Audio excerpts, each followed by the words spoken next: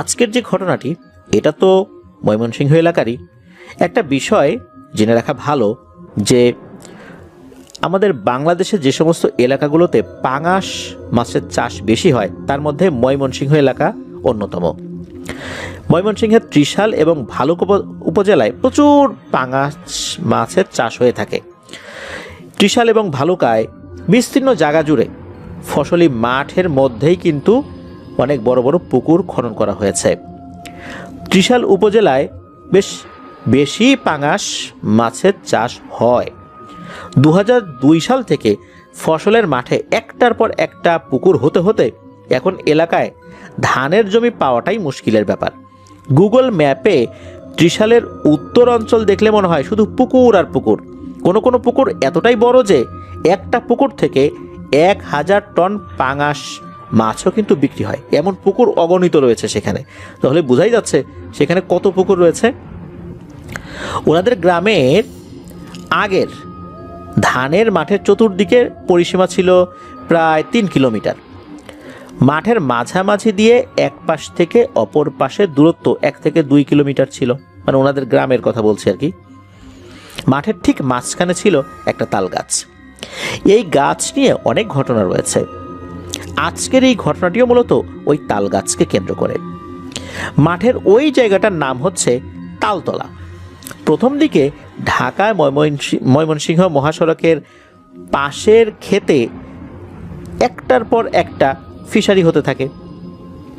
রাস্তার সাথে প্রথমে পুকুর করার কারণে সেখানে আসলে মাছ বিক্রি হওয়াটা সহজ ছিল। রাস্তার সাথে পুকুর কাটলে দেখা যাচ্ছে যে গাড়ি নিয়ে খুব সহজেই মাছ সংগ্রহ করে সেই মাছ বিভিন্ন জায়গায় নিয়ে যাওয়া যায়, ট্রাক দাঁড় করিয়ে রাখা যায়। এই কারণেই মূলত রাস্তার পাশের ধানি জমিতে প্রথম দিকে বিভিন্ন ফিশারিগুলো তৈরি হয়েছিল।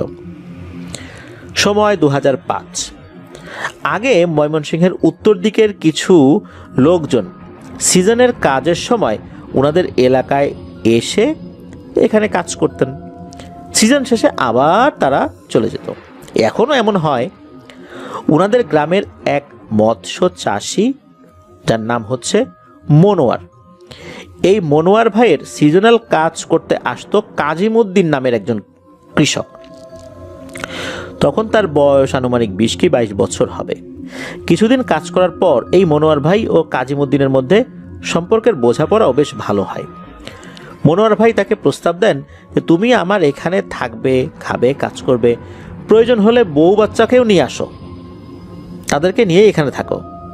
কাজ বলতে ফিশারিতে মাছের খাবার দেওয়া, দেখাশোনা করে, এইসব আর কি।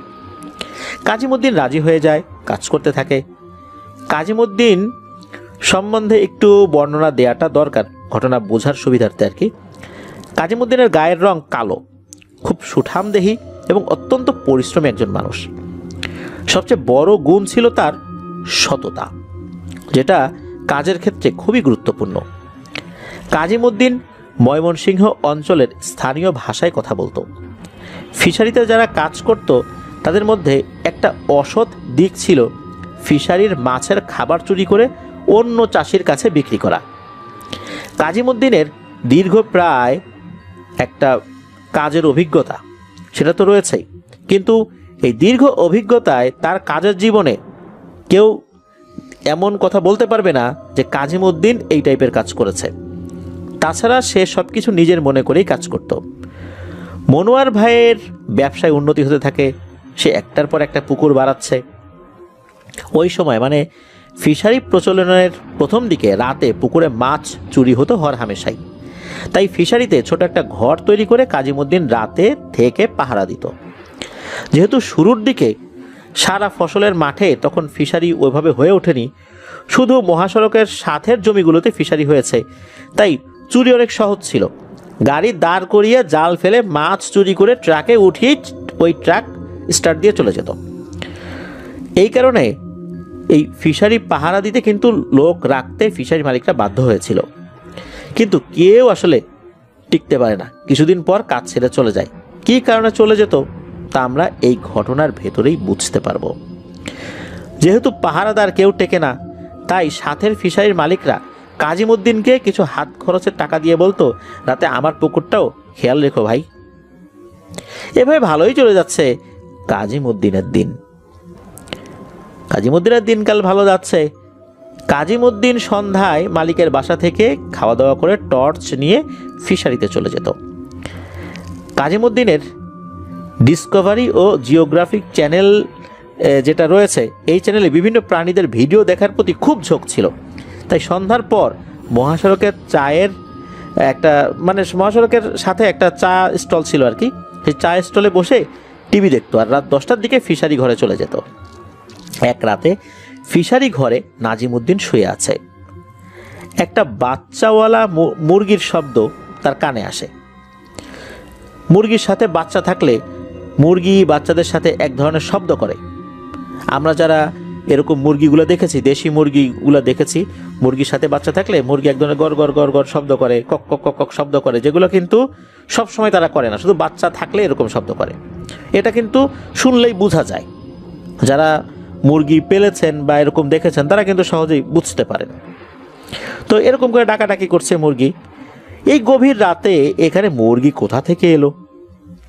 পুকুরের সাথে যেহেতু বিস্তীর্ণ ধান ক্ষেত, তাই হয়তো আশেপাশের বাড়ি থেকে এসেছিল, আর সন্ধ্যা হয়ে যাওয়ার কারণে পথ ভুলে গেছে, ফেরত যেতে পারেনি। এদিকে আবার প্রচুর শেয়াল। মুরগি ক্ষেতের ভিতর দিয়ে চলে গেলে তো শেয়াল খেয়ে ফেলবে, এই ভেবে কাজিমুদ্দিন টর্চ লাইট নিয়ে বের হয়। ফিশারি পাড় থেকে নেমে ধান ক্ষেতের আইল দিয়ে অনেকটা আগানোর পর কাজিমুদ্দিন মুরগির দেখা পায়। কাজিমুদ্দিনের বর্ণনা অনুযায়ী মুরগিটা এত সুন্দর ছিল দেখতে, মনে হচ্ছে ময়ূরের মতো। শরীরের পালকগুলো ময়ূরের পালকের মতো চাঁদের আলোয় ঝিকমিক ঝিকমিক করছে। মুরগির সাথে কমপক্ষে 15 থেকে 20টা বাচ্চা আছে, এরকমই মনে হচ্ছে তার কাছে। আর মুরগিটার আকার কিন্তু সাধারণ দেশি মুরগির মতোই ছিল, অনেক বড় ছিল, বিষয়টা এরকম না। কাজিমুদ্দিনের মনে হলো এটা তো কোনো সাধারণ গৃহপালিত মুরগি না, বন্য মুরগি বা উড়ন্ত কোনো জাতের মুরগি হতে পারে। তাই এটাকে ধরতে পারলে বাজারে ভালো দামে বিক্রি করা যাবে। যেই ভাবা সেই কাজ। কাজিমুদ্দিন লুঙ্গি খাটো করে বেঁধে নিল এবং মুরগি ধরার চেষ্টা করতে লাগলো, কিন্তু কোনো মতেই সে মুরগি ধরতে পারছে না। মুরগি শব্দ করে সংকেত দিচ্ছে, তাই বাচ্চাগুলো লুকিয়ে পড়ছে। 30 মিনিট চেষ্টার পরও কাজিমুদ্দিন মুরগি বা বাচ্চা কোনোটাই ধরতে পারে না। এবার কাজিমুদ্দিন বুদ্ধির আশ্রয় নেয়। মুরগি ও কাজিমুদ্দিন উভয়ই কিন্তু হাঁপিয়ে গেছে নিজেদেরকে বুদ্ধিমান বানাতে গিয়ে। কাজিমুদ্দিন বুদ্ধি খাটিয়ে মুরগিকে ধরার চেষ্টা করছে, আর মুরগি বুদ্ধি খাটিয়ে সে নিজেকে এবং তার বাচ্চাদেরকে বাঁচানোর চেষ্টা করছে।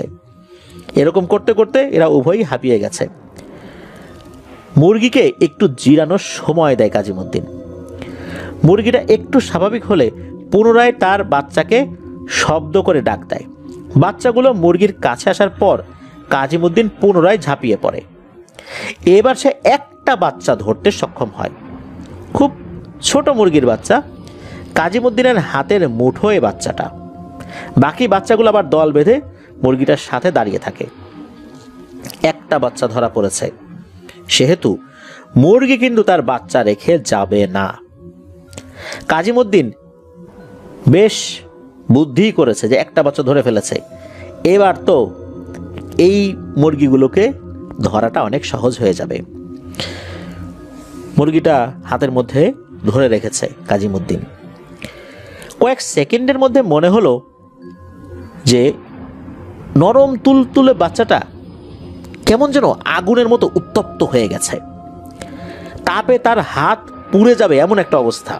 সহ্য করতে না পেরে কাজিমুদ্দিন হাতটা একটা ঝাঁকি দিয়ে বাচ্চাটাকে মাটিতে ফেলে দেয়।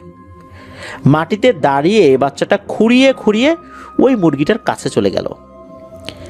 এদিকে কাজিমুদ্দিন হাতের দিকে তাকিয়ে দেখে সত্যি কাজিমুদ্দিনের হাত পুরো একদম ফোসকা পড়ে গেছে। কাজিমুদ্দিন লক্ষ্য করে এই মুরগিটা আস্তে আস্তে বড় হচ্ছে। প্রথমে সে ভেবে নেয় চোখের ভুল, কিন্তু কিছুক্ষণের মধ্যে মুরগিটা বড় হয়ে একটা উট পাখির আকৃতি ধারণ করে। মুরগিটার চোখ আগুনের মতো লাল টকটকে, চোখের ভেতর সে স্পষ্ট আগুনের শিখা নড়াচড়া করতে দেখে। মানে শুধু যে আগুনের মতো বিষয়টা এরকম না, আগুনের শিখা যেভাবে নড়াচড়া করে মনে হচ্ছে তার চোখের মধ্যে আগুন জ্বলছে, ওই চোখের মধ্যেই আগুনের শিখা নড়াচড়া করছে। এই অবস্থা দেখে কাজিমউদ্দিন প্রাণ ভয়ে ফিশারির দিকে দেয় দৌড়। পেছনে উট পাখির মতো আকৃতির মুরগিটাও তেড়ে আসছে। মুরগির পায়ের শব্দ অনেকটা ঘোড়ার খুরের শব্দের মতো কাজিমউদ্দিনের কাছে মনে হচ্ছিল। এক পর্যায়ে কাজিমউদ্দিন ফিশারির অন্য পারে এসে হোঁচট খেয়ে পড়ে যায়, কোনো কিছুর সাথে তার পা হোঁচট খেয়েছিল আর কি। এই ফিশারির পাড়ের সাথেই একটা রাইস মিল। রাতে ওই সময় ইলেকট্রিসিটি চলে গিয়েছিল, তাই ধান ভাঙানোর শ্রমিকরা মিলের সামনে ধান শুকানোর পাকা মাঠে বসে আছে। এদের একজনের চোখ কাজিমউদ্দিনের দৌড়ানোর অবস্থার দিকে পড়ে। তারা চোর মনে করে দ্রুত এখানে এসে দেখে, আরে এ তো কাজিমউদ্দিন, এ তো অজ্ঞান হয়ে পড়ে আছে। তাকে ধরাধরি করে রাইস মিলে নেওয়া হয় এবং মালিক যিনি ছিলেন উনি যখন জানলেন, ওই শ্রমিকদের কাছ থেকে শ্রমিকরা ফোন করেছিল, তখন মালিক আবার কী করছেন, ওই মনোয়ার ভাইকে ফোন করে খবর দিয়েছেন যে তোমার সেই শ্রমিক তো ওই যে এখানে আমার রাইস মিলের এখানে অজ্ঞান হয়ে গেছে, আমার শ্রমিকরা তাকে সেবা শুশ্রূষা করছে আর কি। মনোয়ার ভাই ইতিমধ্যে কয়েকজন লোক নিয়ে চলে আসে। তখনও কাজিমউদ্দিনের জ্ঞান কিন্তু ফেরে নাই।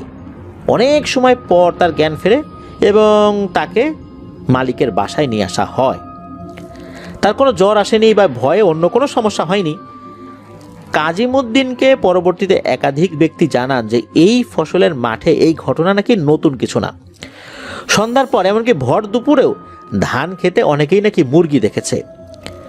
যে ওদেরকে ধরতে যায় বা বিরক্ত করে ওদের সমস্যায় পড়তে হয়।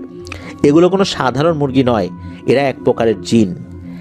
একবার ধান কাটার কয়েকজন শ্রমিক মুরগি ধরতে গিয়ে এমন ঘটনার সম্মুখীন হয়েছিল, তাদের একজন জীবন দিয়ে এই ভুলের প্রায়শ্চিত্ত করেছে।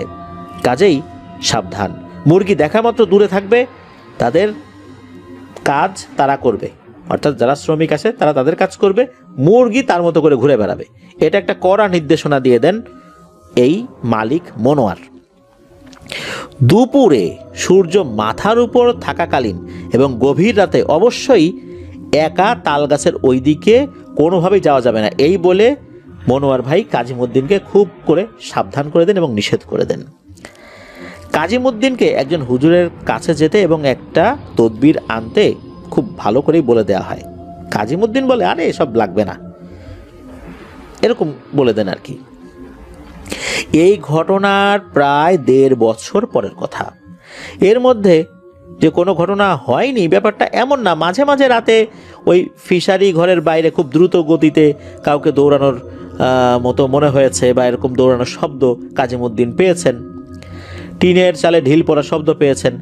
কাজিমউদ্দিন এসব তোয়াক্কা করতো না, তবে কে বা কি হয়েছে এসব দেখতে কখনো কিন্তু সে বের হয়নি। একটু ভয় ভয় লাগলে ফিশারি ঘরে সারা রাত কম সাউন্ডে মোবাইলে ওয়াজ বা গান শুনত। 1.5 বছর পর ফেব্রুয়ারি মাস, মালিক একটা পুকুরের পানি সেচ দিয়ে শেষ করেছে। সেচ মেশিন বিকেলে বন্ধ করে দেয়। তখন পুকুরে হাঁটু পানি ছিল। পরদিন খুব ভোরে অবশিষ্ট মাছ ধরে ত্রিশাল আড়তে নেবে। পুকুরে যেহেতু পানি কম এবং ভালো পরিমাণে মাছ পুকুরে আছে, মালিক মনোয়ার ভাই কাজিমউদ্দিনকে রাতে পুকুরে কয়েকবার চক্কর দিতে বলেন। চুরি হওয়ার আশঙ্কা কিন্তু এই ধরনের পুকুরে খুব বেশি থাকে। কাজিমউদ্দিন প্রতিদিনের মতো রাত 10টার দিকে এসে শুয়ে পড়ে। রাত 1টার দিকে কাজিমউদ্দিন টর্চ নিয়ে ওই পুকুর দেখে আসে এবং কোনো সমস্যা সে দেখে না, যে না ওখানে সব কিছু ঠিকঠাক আছে, কোনো সমস্যা নেই। এই কারণে সে ঘরে এসে শুয়ে পড়ে। দ্বিতীয়বার, তখন রাত কয়টা বাজে তার স্মরণ নাই, কাজিমউদ্দিন ওই পুকুরে মাছ দেখতে যাচ্ছে হাতে টর্চ নিয়ে। অনেকটা দূর থেকে কাজিমউদ্দিন দেখতে পায় বেশ কয়েকজন মানুষ পুকুরের হাঁটু পানিতে নেমে মাছ ধরছে। কাজিমউদ্দিন যেহেতু ভিনদেশি কাজের লোক, তাই মাছ চোরের সাথে সমস্যা হলে সে তো আসলে তাদের সাথে পারবে না, আর এখানে লোকজন তো আরও বেশ কয়েকজন, আর সে তো একা। এই ভেবে মালিক মনোয়ার ভাইকে কাজিমুদ্দিন ফোন করে জানান যে ভাই এই পুকুর থেকে মাছ চুরি হচ্ছে, 6-7 জন মাছ চুরি করার জন্য নামছে, আপনি দ্রুত লোকজন নিয়ে চলে আসেন এখানে। কাজিমুদ্দিনের এই বুদ্ধিমানের কাজ আল্লাহর রহমতে তার অনেক বড় বিপদ থেকে বাঁচিয়েছিল। কাজিমুদ্দিন পুকুর পাড়ে দাঁড়িয়ে বলে, এই আপনারা কেডা, মাছ ধরেন কেন? এই বলে টর্চের আলো ধরে ওদের দিকে। একজন পানিতে নেমে মাছ ধরছে, বাকি 6 জন পানি থেকে উপরে দাঁড়িয়ে আছে। তারা হই হুল্লোড় করছে, লাফালাফি করছে, এই মাছ দে মাছ দে, এরকম করছে আর কি। পানিতে নামা লোকটা মাছ ধরছে আর উপরের এক একজনের কাছে একটা করে মাছ ছুঁড়ে দিচ্ছে। পানিতে নামা লোকটা উত্তর দেয়, কাজিমুদ্দিন চলে যায় এখান থেকে, তোর হিসাব পরে মিটাবো। কণ্ঠটা কাজিমুদ্দিনের কাছে সম্পূর্ণ অন্যরকম মনে হয়। এই ধরনের কণ্ঠ আগে কখনো কাজিমুদ্দিন শোনে নাই। তার কণ্ঠটা এমন ছিল, একসাথে অনেকগুলো মানুষ একই কথা যদি বলে কেমন শোনা যায়, ঠিক তেমন আওয়াজটা ছিল। কাজিমুদ্দিন রেগে গেল। কাজিমুদ্দিন বলে ওঠে, কিরে বাটা, মাছ চুরি করে এসে, মানে মাছ চুরি করতে এসে ধরা পড়ে আবার আমাকে উল্টো হুমকি দিস তোরা, এত বড় সাহস? দাঁড়া রে, মালিককে জানাইছি, এতক্ষণে কাছাকাছি চলে আসছে, তোদেরকে এখনই দেখে নিব, দাঁড়া। কাজিমুদ্দিন এই কথা বলে কি করছেন, মানে একটু সাহস নিয়ে পানিতে নেমে ওই লোকটার কাছে গেছেন এবং সামনে দাঁড়িয়ে বলে যে, আরে তোমরা তো চোর না, তোমরা তো দেখতেছি ডাকাত। লোকটা কাজিমুদ্দিনের দিকে মাথা তুলে তাকায়। কাজিমুদ্দিনের বর্ণনা অনুযায়ী তার শরীরটা মনে হচ্ছে পুরো শরীরটাই আগুনে ঝলসানো। কোথাও কোথাও থেকে মাংস খসে পড়েই গেছে, গালে মাংস নেই, দাঁত পর্যন্ত দেখা যাচ্ছে। চোখ বললে ভুল হবে, মনে হচ্ছে চোখের ভিতর আগুন জ্বলছে। চোখ বলতে ওখানে কিছু নাই, চোখের যে কোটর মনে হচ্ছে ওর ভিতরে কেউ আগুন ধরিয়ে দিয়েছে, এমন একটা অবস্থা। কাজিমুদ্দিন এইটা দেখছেন, এইটা দেখে তো অনেক ভয় পেয়েছেন, কারণ আসলে দূর থেকে তো ওইভাবে দেখতে পারে নাই। এবার পিছনের লোকগুলোর দিকে তাকিয়ে দেখে এরা সবাই এই একই রকম গোছের। ওদের বিভৎস এবং কুৎসিত আকৃতির চেয়ে গায়ের দুর্গন্ধ ছিল মারাত্মক অস্বস্তির। মনে হচ্ছে আশেপাশের বাতাসও এই দুর্গন্ধে ছেয়ে গেছে। কাজিমুদ্দিন এর আগেই আসলে দেখেছিল যে ইট ভাটায় কাজ করতে গিয়ে কেউ যদি পুড়ে মারা যায় তার অবস্থা কেমন হয়। মনে হচ্ছে যে ইট ভাটায় কেউ পুড়ে গেছে, তাদের অবস্থা যেরকম হয়, মনে হচ্ছে এই টাইপের লোকজন, এই টাইপের লোকের শরীর যেরকম হয়ে যায় ওই রকম। পুকুরের এই অবয়বগুলোর শরীর ঠিক ওই পুড়ে যাওয়া ব্যক্তিদের মতোই। কাজিমুদ্দিন পিছিয়ে আসবে ভেবে ঘুরতেই ওই অবয়ব কাজিমুদ্দিনকে পেছন থেকে জড়িয়ে ধরে। কাজিমুদ্দিনের মাথায় ওই অবয়বটির মুখের থুতনির স্পর্শও টের পাচ্ছে কাজিমুদ্দিন।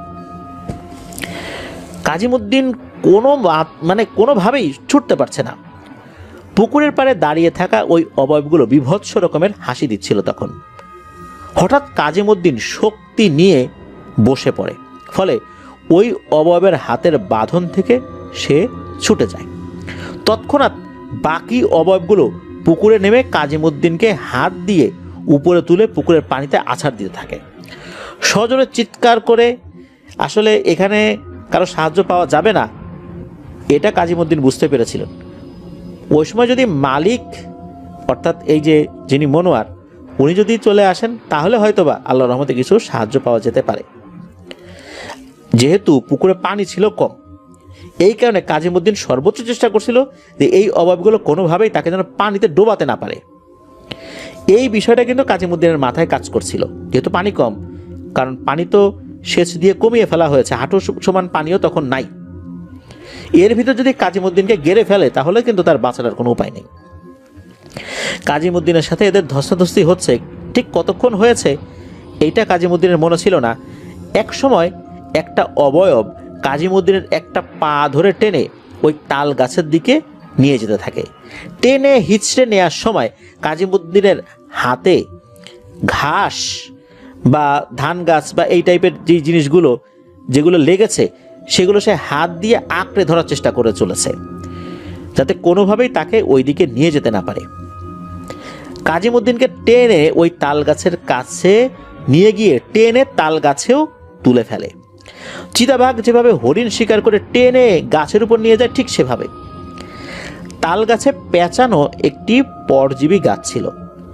গাছটা অনেকটা বট গাছের মতো, তবে আকারে ছোটই ছিল। তাল গাছ ও খেজুর গাছে এক ধরনের পরজীবী গাছ দেখা যায় না, ওই রকম আর কি।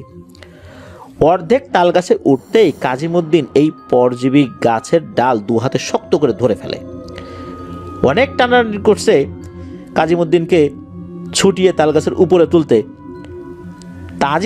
কাজিমুদ্দিনও দু হাত দিয়ে খুব শক্ত করে ওই পর গাছটা ধরে রেখেছে। তাল গাছের টেনে তোলার কারণে কাজিমুদ্দিনের শরীর বিভিন্ন জায়গায় ছিলে গিয়ে রক্তাক্ত হয়ে গেছে। এক পর্যায়ে কাজিমুদ্দিন বেহুশ হয়ে তাল গাছের মাঝামাঝি ওই পরজীবী গাছের ডালের একদম চিপায় আটকে থাকে। এদিকে ফিশারির মালিক মনোয়ার ভাই সাথে কয়েকজন নিয়ে পুকুর পাড়ে এসে কাজিমুদ্দিনকে না পেয়ে ডাকাডাকি করছে।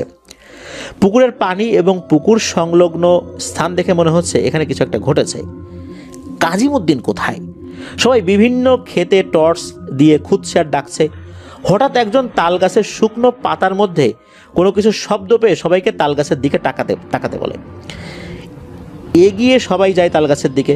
উপরে টর্চ ধরে দেখে কাজিমুদ্দিন ঝুলন্ত অবস্থায় ওই পরজীবী ডালের একদম চিপার মধ্যে রয়েছে, আর শরীর থেকে টপ টপ করে রক্ত নিচে পড়ছে। বেশ অনেকটা রক্ত পড়েছে। সেই রক্ত বেয়ে বেয়ে ওই তাল গাছ বেয়ে একদম শেকড় থেকে মাটিতেও চলে এসেছে। উপরে টর্চ ধরে সবাই তো এই জিনিসটা দেখে। তাকে তাল গাছ থেকে তারা নামানোর পর হসপিটালেও নিয়ে যায়। তাকে গাছ থেকে নামানো ছিল অনেক কষ্টসাধ্য, খুব জটিল একটা কাজ, কারণ তার বডিটা এমনভাবে আটকে গিয়েছিল ওই পরজীবী গাছের ডালের মধ্যে। সেখান থেকে বের করা, নামানো, কারণ তাল গাছের তো আসলে ওরকম ডালপালা থাকে না, এই জন্য নামানোটা বেশ কঠিন একটা কাজ ছিল। তবে তারা আল্লাহর রহমতে সক্ষম হয়েছিল। কাজিমুদ্দিন হসপিটালে 4 দিন ভর্তি থাকে। হসপিটাল থেকে রিলিজ হওয়ার পর নিজ গ্রামের বাড়ি কাজিমুদ্দিন চলে যায়। কাজিমুদ্দিন এতটাই সাহসী এবং শক্তিশালী যে আল্লাহর রহমতে শক্তিশালী ছিল যে সে সুস্থ হওয়ার পর বলেছে যে ওদের গায়ের দুর্গন্ধের কারণে সে ধস্তাধস্তি করে নাকি পেরে ওঠেনি। দুর্গন্ধের কারণে সে নিঃশ্বাস নিতে পারছিল না। পানিতে ডুব দিয়ে যেভাবে নিঃশ্বাস ধরে রাখতে হয়, ঠিক সেভাবে নিঃশ্বাস ধরে রেখে সে ধস্তাধস্তি করেছে। অর্থাৎ সে যদি নিঃশ্বাস নিত দুর্গন্ধেই তার মরে যাওয়ার উপক্রম হয়ে যেত, এমন একটা অবস্থা। মানে নিঃশ্বাস ধরে রেখে দম বন্ধ করে ধস্তাধস্তি করতে হয়েছে ওই অবয়বগুলোর সাথে। তাহলে দুর্গন্ধর লেভেলটা কি বেশি মাত্রায় ছিল। কাজিমুদ্দিন বাড়িতে এসে মাসখানেক রেস্টে ছিল। কাজিমুদ্দিন বাড়িতে থাকা অবস্থায় মালিক তাকে 3 মাসের বেতন দিয়েছে। কাজিমুদ্দিনকে একজন ভালো কবিরাজের কাছেও নেওয়া হয়। কবিরাজ জানান যে ওই তাল গাছে 9 জন জিনের বসবাস। 2 জন মা বাবা আর বাকি 7 জন ওদের ছেলে। এদের কোনো বোন নেই। এরা কোনো ধর্ম অনুসরণ করে না। এরা নিজের ইচ্ছায় কাউকে ভয় দেখানো বা কোনোরূপ ক্ষতি করে না। কেউ এদের থাকার জায়গায় যদি চলে আসে তাহলে শুধু ভয় দেখায়। আর এদের কেউ যদি বিরক্ত বোধ করে বা এদেরকে যদি কেউ ক্ষতি করে তাহলে এরা তাকে ছাড়ে না। এদের বন্দি করলেও যদি কাউকে বন্দি করা হয় সমাধান হবে না। এদের যদি একজনকে বন্দি করে বাকিরা এমন তাণ্ডব চালায় শেষ পর্যন্ত তাকে ছেড়ে দিতে কোনো কবিরাজ বাধ্য হয়েছে, এমন একটা অবস্থা। আর এদেরকে একসাথে, এই 9 জনকে একসাথে কখনোই বন্দি করা যায় না। একটা যদি বাকি থাকে তাহলে এই বাকিটাই অন্য সবগুলিকে ছুটিয়ে আনতে এমন একটা সিচুয়েশন তৈরি করে যে তাদেরকে ছেড়ে দিতেই হবে, না হলে আর উপায় নেই। কোনো সাধারণ ওঝা বা কবিরাজ নাকি এদের হাজির করতে পারে না। আর যেই কবিরাজ এই তথ্যটা বলল সে বলে যে বেশ একটা বড় ধরনের ঝুঁকি নিয়ে শুধু এতটুকু তথ্যই উনি সংগ্রহ করতে পেরেছেন। আর এরাই নাকি রাতের বেলা মুরগির আকৃতি নিয়ে বের হয়। কাজিমুদ্দিন মুরগি মনে করে এদের বিরক্ত করেছিল। সে মুরগির বাচ্চা মনে করে যেটা ধরেছিল সেটা মূলত একটা জিন ছিল। কাজিমুদ্দিনের হাতের চাপে ওই বাচ্চার পা খোড়া হয়ে গেছে। মূলত এই কারণে কাজিমুদ্দিনের সাথে তাদের শত্রুতা। কবিরাজ কাজিমুদ্দিনকে কিছু তদবির দিয়ে দেয় এবং বলে দেয় কখনো যদি সে ওয়াশরুমে যায় তাহলে যেন তার দেয় তদবিরটা সে খুলে তারপর ওয়াশরুমে যায়। আর ওই যে জায়গাটা, ওই যে তালতলা যে জায়গাটা, ওখানে আর কাজ করা যাবে না, অন্যত্র কাজ খুঁজে নিতে বলেন ওই কবিরাজ কাজিমুদ্দিনকে। মাসখানেক পর কাজিমুদ্দিন পুরোপুরি সুস্থ হয়ে যায়। পরবর্তী আরও 2 মাস মালিক তাকে মাসে মাসে বেতনের টাকা পাঠিয়ে দিয়েছে। মালিক যেহেতু ভালো মানুষ, 3 মাস পর কাজিমুদ্দিন পুনরায় তার কাজে চলে যায়, অর্থাৎ তার কাছেই কাজ করতে যেতে চান। পরিবার থেকে কেউ তো তাকে ওখানে যেতে দিতে রাজি না। মনোয়ার ভাই জানান যে কাজিমুদ্দিনের সাথে রাতে থাকার জন্য আরও একটা লোক উনি দেবেন। কাজিমুদ্দিন একরকম পরিবারের ইচ্ছার বাইরে গিয়েই কাজে যোগ দেয়। আর তাছাড়া তার মালিকের সাথে তার বন্ডিংটা অনেক ভালো হয়ে গিয়েছিল আর কি। আর মালিকও আসলে চাইতেন না যে কাজিমুদ্দিন অন্য কোথাও যাক, এরকম লোক পাওয়াটা আসলেই খুব দুষ্কর। এই জন্য মালিক যথাসম্ভব তার জায়গা থেকে সর্বোচ্চ চেষ্টা করছে কাজিমুদ্দিনের সব ধরনের সহযোগিতা করার জন্য। আর এই কৃতজ্ঞতা বোধ থেকেই কাজিমুদ্দিন আসলে ওখানে না গিয়ে আর থাকতে পারে নাই। মনোয়ার ভাইয়ের সাথে মানে ওনার যে ফিশারিটা ছিল, ওই ফিশারির সাথে আর একটা ফিশারি ছিল, সেটার মালিকের নাম হচ্ছে লতিফ। তো উনি একটা কাজের লোক দিয়েছেন, তার নামও লতিফ।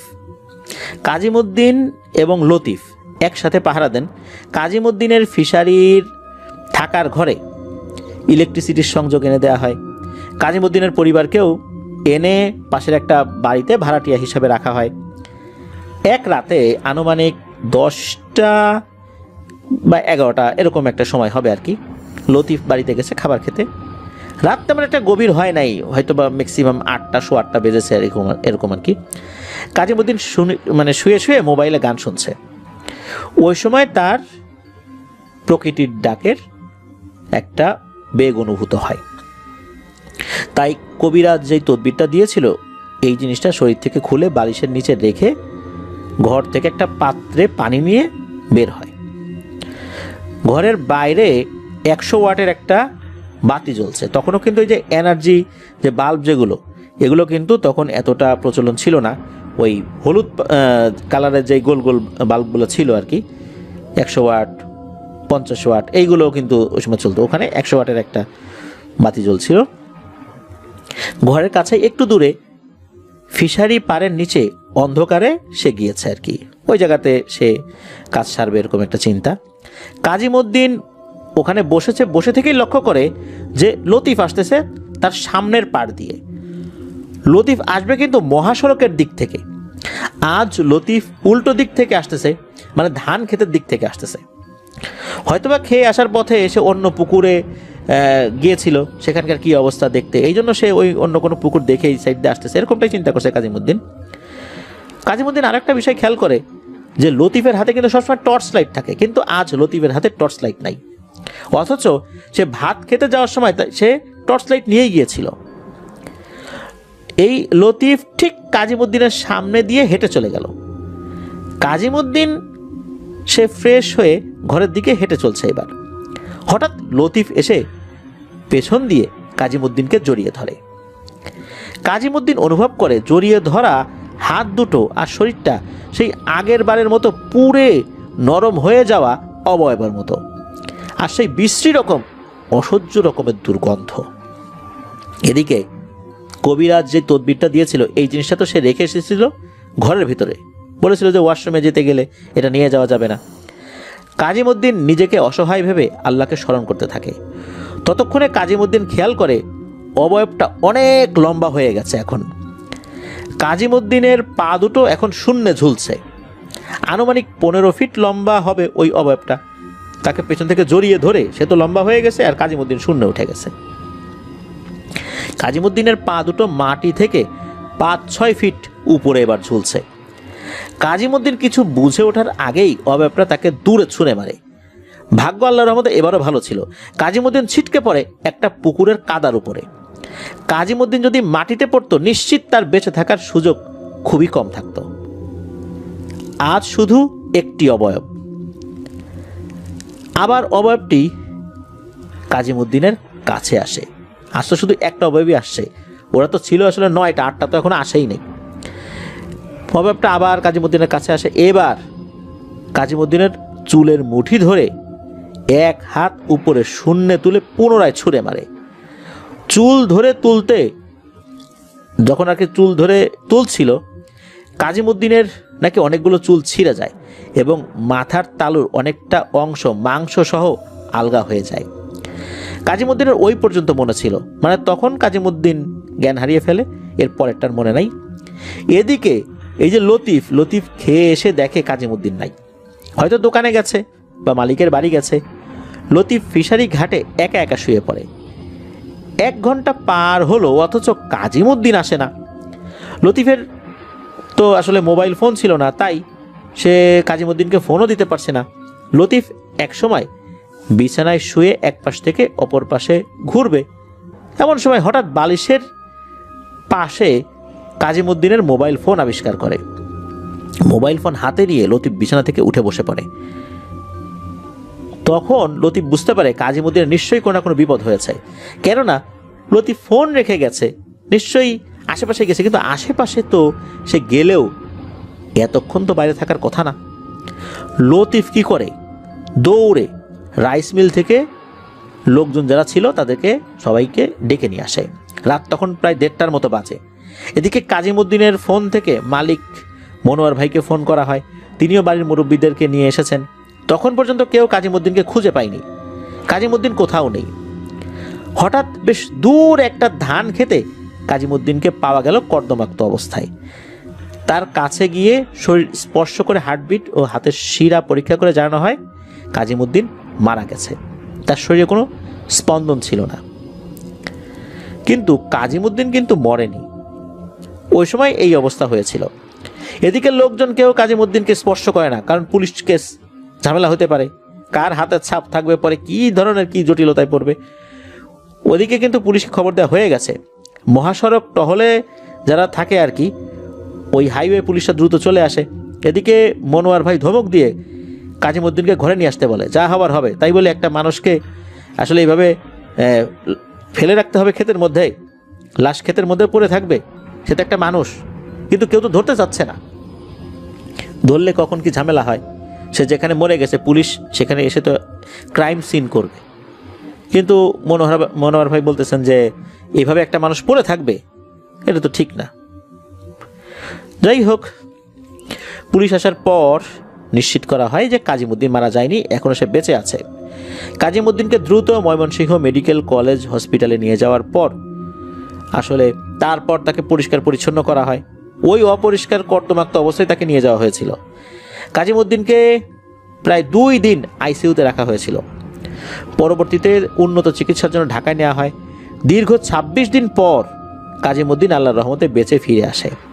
তবে কাজীমুদ্দিনের ঘাড় একটু বাঁকা হয়ে যায়, এটা নাকি আর কখনোই ঠিক হবে না, আর কোমরের জয়েন্ট সরে গিয়েছিল।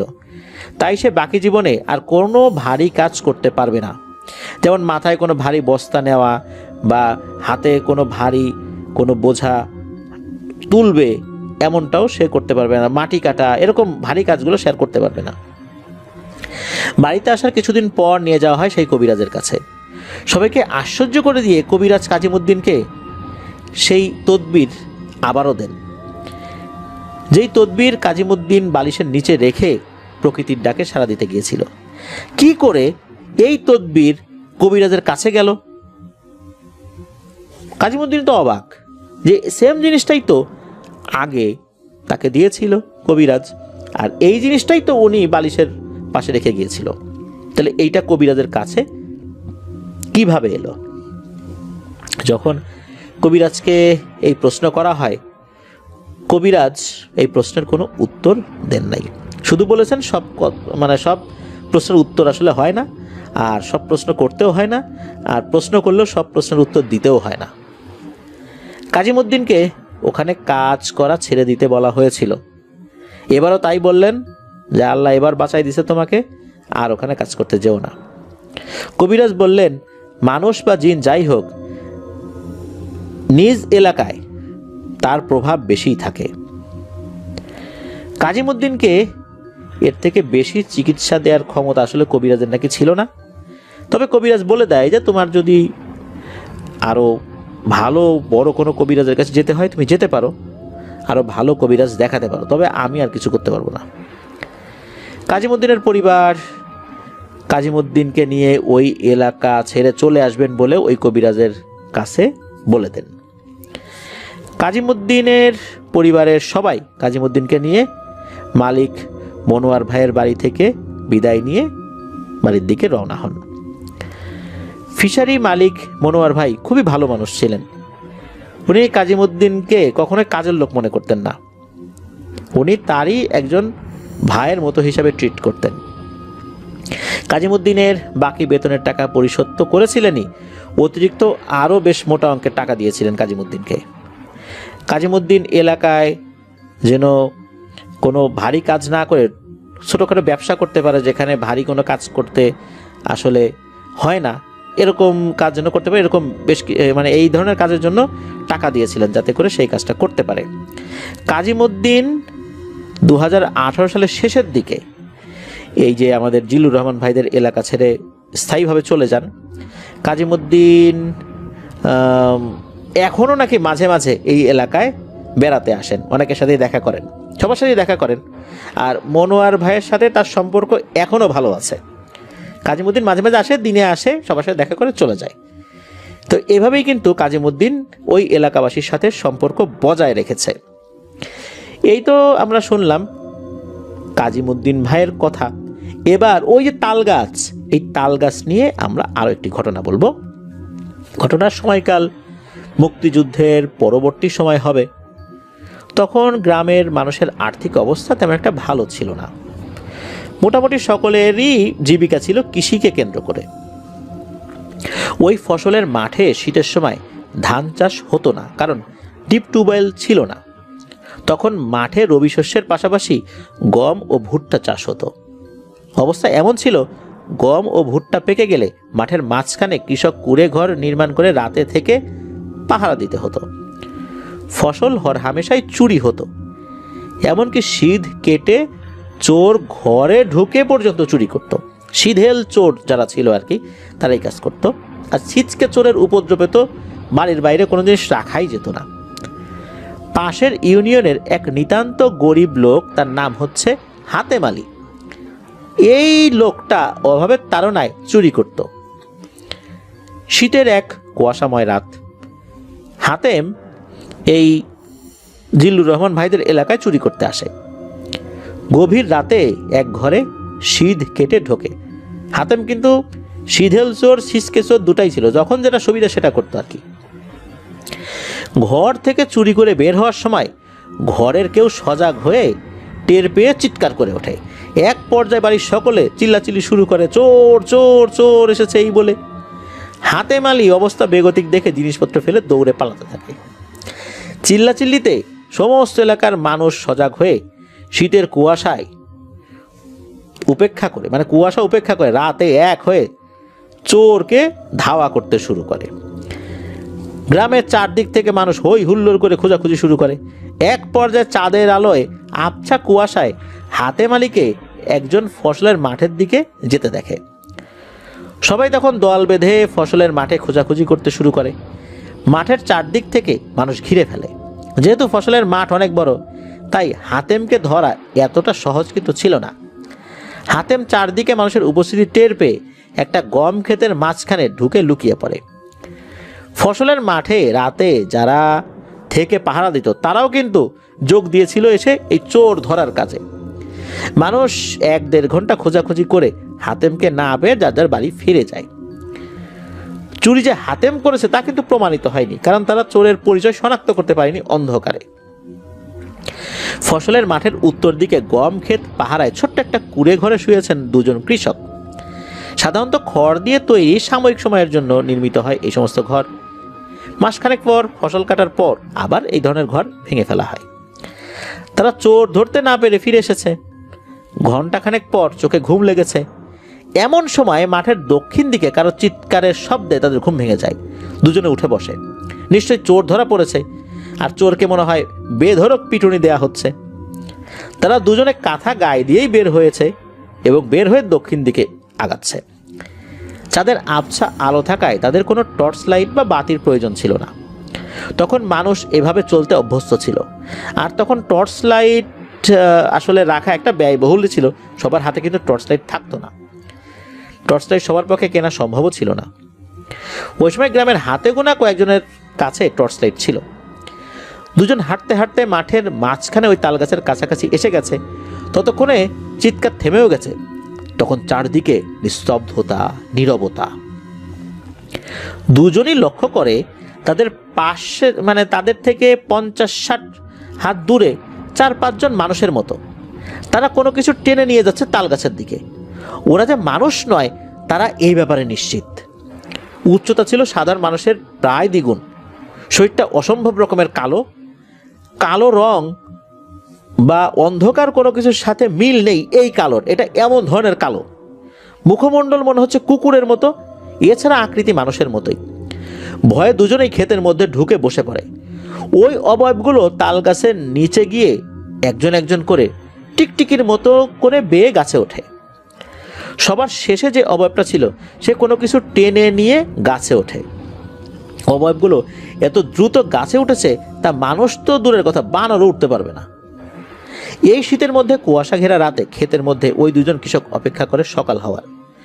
অপেক্ষা আসলে খুব বেশি করতে হয়নি। আনুমানিক 30 থেকে 40 মিনিট পর দূর থেকে একে একে মসজিদের আজান ভেসে আসতে থাকে।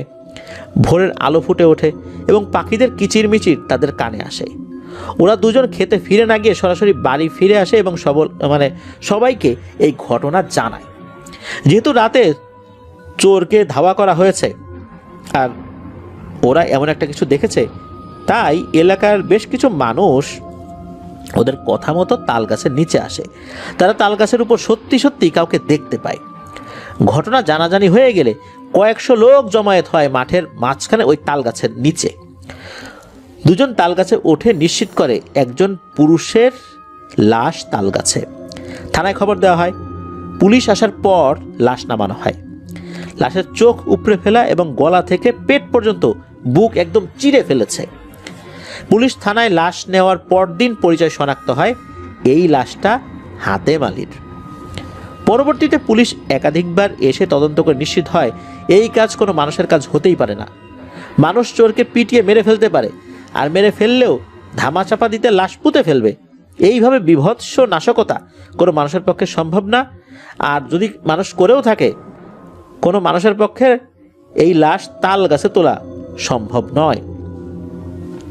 পরবর্তীতে ওই দুই কৃষক কখনো রাতে এই ক্ষেত পাহারা দিতে মাঠে যায়নি।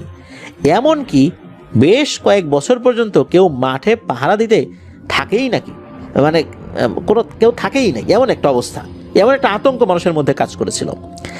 এবার আসি তাল গাছকে কেন্দ্র করে তৃতীয় এবং শেষ ঘটনায়। সাল আনুমানিক 1980 বা 85 হবে।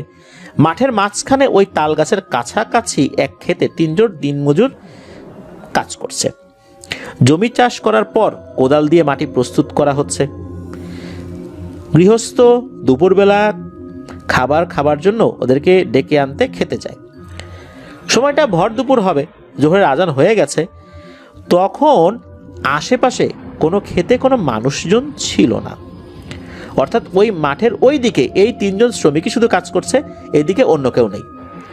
গৃহস্থ ক্ষেতের কাছে যাওয়ার পর দেখেন 3 জন শ্রমিক তাল গাছের কাছে 3 জায়গায় পড়ে আছে।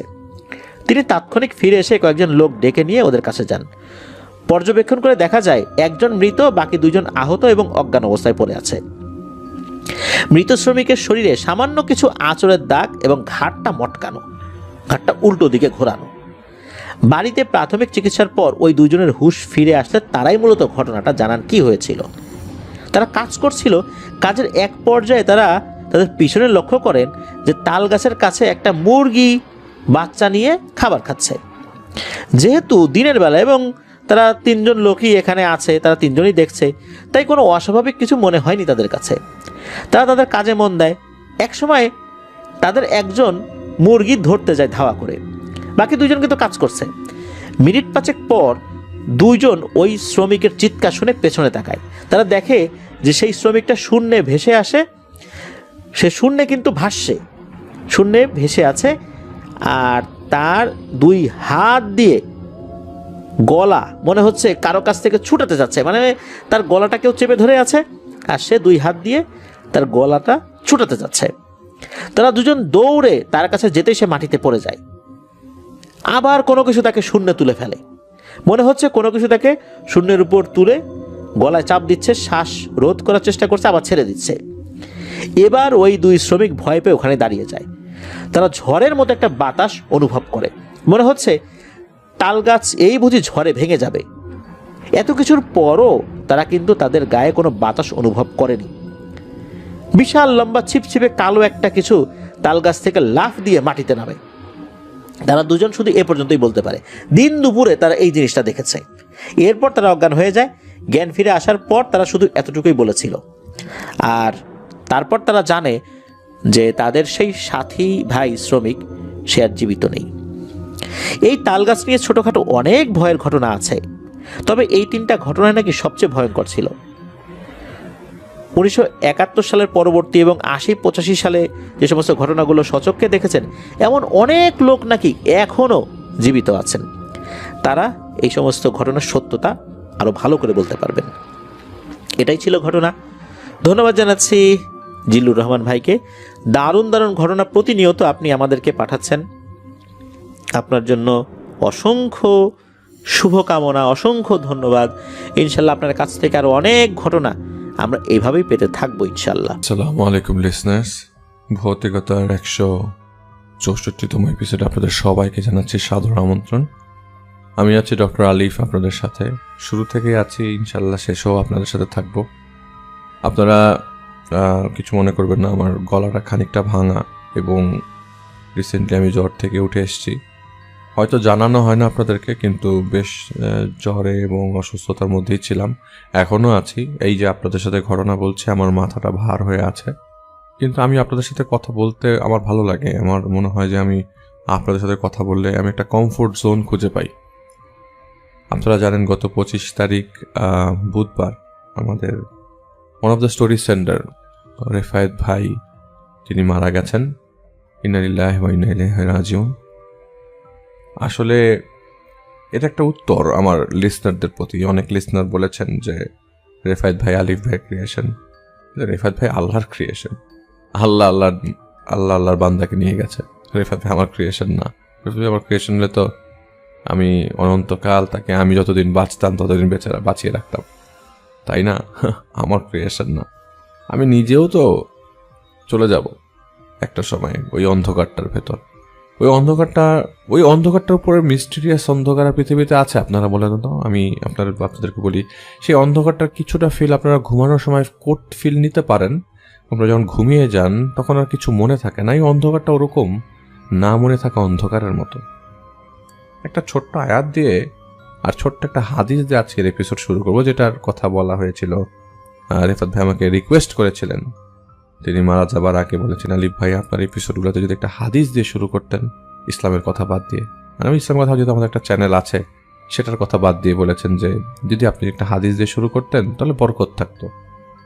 একটা ছোট্ট আয়াত বলি, সূরা বাকারার 285 নম্বর আয়াতটা এরকম যে আমানা রাসূলু বিমা উনজিলা ইলাইহি মির রাব্বিহি ওয়াল মুমিনিনা কুল্লুন আমানা বিল্লাহি ওয়া মালাইকাতিহি ওয়া কুতুবিহি ওয়া রুসুলিহি লা নুফাররিকু বাইনা আহাদিহিম মির রুসুলিহি ওয়া ক্বালু সামিনা ওয়া আতানা গুফরানাকা রাব্বানা ওয়া ইলাইকাল মাসির।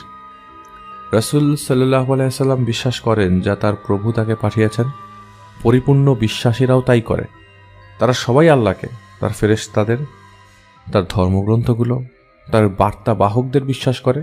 তারা বলে, আমরা তার রাসূলদের মধ্যে কোনো পার্থক্য করি না। আমরা শুনলাম, আমরা মানলাম, আমাদের ক্ষমা করুন প্রভু, আপনার কাছেই যে আমরা ফিরে যাব। সূরা আল বাকারার 285 নম্বর আয়াত। যেহেতু হাদিস বললে আপনারা বলবেন যে এটা কোন হাদিস, জাল হাদিস। কুরআন শরীফের আয়াত ডিরেক্টলি আপনাদের পড়ে শোনালাম, যদি আপনারা কুরআনের উপর বিশ্বাস রাখেন। মুসলিমদের জন্য একটা খুব সুন্দর দোয়া আছে এই আয়াতে, যেটা আমরা রাসূলদের মধ্যে কোনো বৈষম্য করি না। আমরা শুনলাম, মানলাম এবং আমাদের ক্ষমা করুন প্রভু, আমরা আপনার কাছে ফিরে যাব। মুসলিমদের মধ্যে সমস্যা নাই, এবং এই আমরা শুনলাম এই অংশটা কিন্তু যাবতীয় সমস্যা হচ্ছে মানলামে।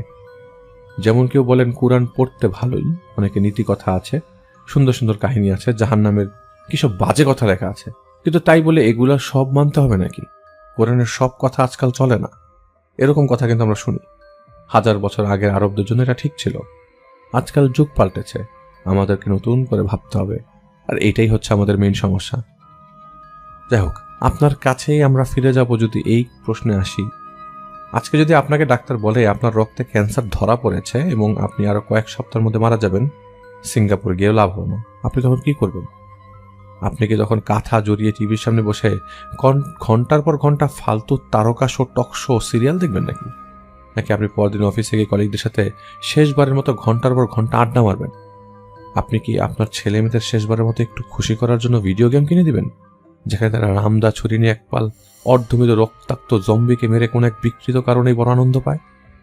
আপনি কি অবস্থায় আপনার মেয়েকে নৃত্যশিল্পী বানাবেন, ছেলেকে ব্যান্ডের দলে যোগ দেওয়াবেন যেন তারা সেগুলো করে, আপনার মৃত্যুর পরে আপনার জন্য অশেষ সোয়াব অর্জন করে? না, আপনি তখন এগুলোর কিছুই করবেন না। অথচ আজকে আপনি ঠিকই সেগুলো করে যাচ্ছেন, এটা ভালো করে জেনে যে আপনি আজকে হোক কালকে হোক একদিন মারা যাবেন, তারপর এক সময় আপনাকে আবার জাগিয়ে তোলা হবে। এই বিশ্বাসটাই অনেকেই করে না। সবাই মনে করে মরে গেলে চোখ বন্ধ করে ফেললাম, শেষ, প্রকৃতির সাথে নিজেকে মিশিয়ে ফেললাম, নাউজুবিল্লাহ।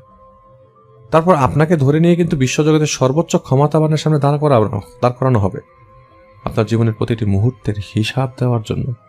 সেদিন তার সামনে মাথা নিচু করে আপনি তাকে কি বলবেন? সেটা কি আপনি ঠিক করেছেন? কোনো কারণে আমরা মৃত্যু নিয়ে বেশি চিন্তা করতে চাই না। এরকম চিন্তা মাথায় আসলে কিন্তু আমার একটা অস্বস্তি লাগে। অনেকে বলে, ধুর এগুলি কথা বাদ দে তো, আল্লাহ মাফ করুক।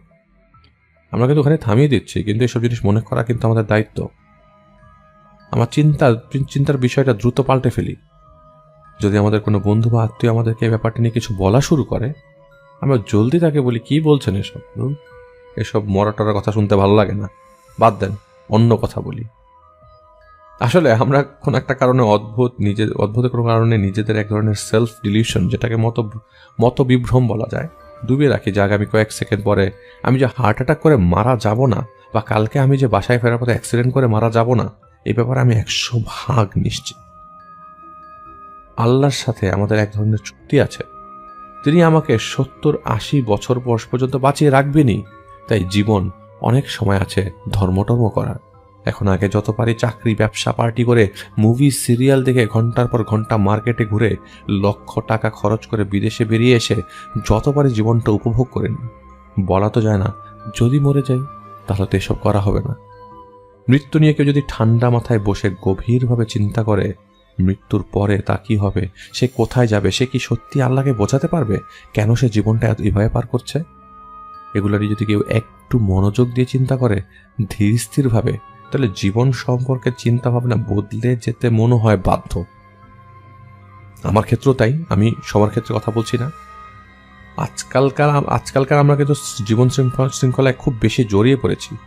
সেগুলো থেকে নিজেকে বের করে নিয়ে চুপচাপ কিছুক্ষণ একাকী বসে নিজের মৃত্যু সম্পর্কে চিন্তা করার সুযোগ বন্ধ করে দিয়েছি। যদিও বা মাঝে মধ্যে চিন্তা করতে বসি, তখন চিন্তা হয় আমার স্বামী বা স্ত্রীকে কে দেখবে, আমার সন্তানদেরকে দেখবে, আমার বাড়ি, গাড়ি, জমি, ব্যাংকের টাকার ভাগ বাটোয়ারা কিভাবে হবে, আমার ব্যবসা কে চালাবে। নিজেকে নিয়ে চিন্তা করার সময় নেই। মৃত্যুর পর আখিরাতে আমার নিজের কি অবস্থা হবে সেটা নিয়ে আমরা চিন্তা না করে বরং দুনিয়াতে আমরা যা রেখে যাচ্ছি তাহার দেখভাল কিভাবে সেটার চিন্তা করছি। কুরআনে আমাদেরকে শতবার মৃত্যু এবং আখিরাতে নিজের জীবনের কি হবে তা নিয়ে চিন্তা করতে বলা হয়েছে। কারণ কেউ যখন মনোযোগ দিয়ে তা ভাববে, পরিকল্পনা করবে, তখন সে দেখবে সে জীবনে বহু দায়িত্ব নিয়েছে, বহু কাজে জড়িয়ে পড়েছে, বহু দুশ্চিন্তা ঘাড়ে নিয়েছে, সেগুলো আসলে তার আসল ভবিষ্যতের জন্য সম্পূর্ণ অপ্রয়োজনীয়, সেগুলো তার কোনো কাজে আসে না।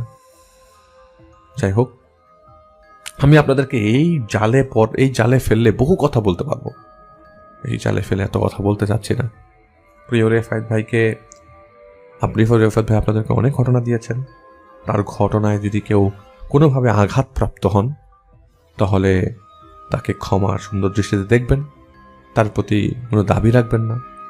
এবং আপনারা সবাই তাকে শুনেছেন, তার ঘটনা পছন্দ করেছেন। অলরেডি একটা প্লে লিস্ট করেছি, আপনারা ভৌতিকতার চ্যানেলে গেলে সেই প্লে লিস্টে রেফায়েত ভাই স্পেশাল সব ঘটনাগুলো সেই এপিসোডগুলোই পাবেন। এবং রেফায়েত ভাই আপনাদেরকে খুব পছন্দ করত, যার বিধায় আপনাদেরকে রেগুলার ঘটনা যখনই পারত তখনই দিত। খারাপ তিনি অসুস্থ অবস্থায় হুইল চেয়ারে বসা অবস্থায় কানের মধ্যে ফোন দিয়ে আমাকে ঘটনা দিয়েছেন। বলতে পারেন লিখতে পারেননি, আব্দুর রব সাহেবের মতো লিখতে পারেননি, কিন্তু আব্দুর রব সাহেবকে কিন্তু তিনিই পাঠিয়েছেন আমাদের ভৌতিকতায় তিনিই পাঠিয়েছেন, রেফারেন্স দিয়েছেন। এবং আমরা অলরেডি আপনাদেরকে তার পরিচয় সামনে নিয়ে আসবো ইনশাল্লাহ। অলরেডি হয়তো দেখতে পারেন পোস্টে, চোখ রাখতে হবে আমাদের পেজে এবং আমাদের গ্রুপে। আসলে বাকরুদ্ধ হয়ে যায় তার কথা বলতে গেলে। আপনারা আমাদের ফেসবুকে আমরা বহু পোস্ট দিয়েছি, আমাদের পোস্টে 2000-2500 পর্যন্ত রিয়াকশন আসে, আমরা সেটা 30,000-40,000 মানুষ পর্যন্ত রিচ করে। কিন্তু রেফায়েত ভাইয়ের এক মৃত্যুর খবর যখন চারিপাশে ছড়িয়ে পড়ে সেটা প্রায় 2.5 লক্ষ মানুষ পর্যন্ত পৌঁছে যায়। এটা আমাদের জন্য অনেক বড় পাওয়া যে আমাদের রেফায়েত ভাইকে অনেকে চেনে, অনেকে তার জন্য খারাপ ফিল করেছে। অনেক প্রশ্নের উত্তর চলে আসে, অনেক প্রশ্ন অনেকে করছে।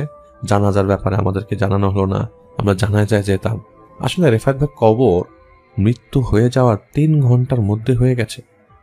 তাকে তিনি বলে গেছেন, কি বলে গেছেন সেটা ডিটেলস আমি জানি না, এখনো আমি তার ছেলের সাথে কন্ট্যাক্ট করতে পারিনি। তার সন্তানরা ভেঙে পড়েছেন, খুবই স্বাভাবিক, বাবা মা কেউ নাই, খুব বেশি তো বয়স না তাদের, বাবা মা হারিয়েছেন।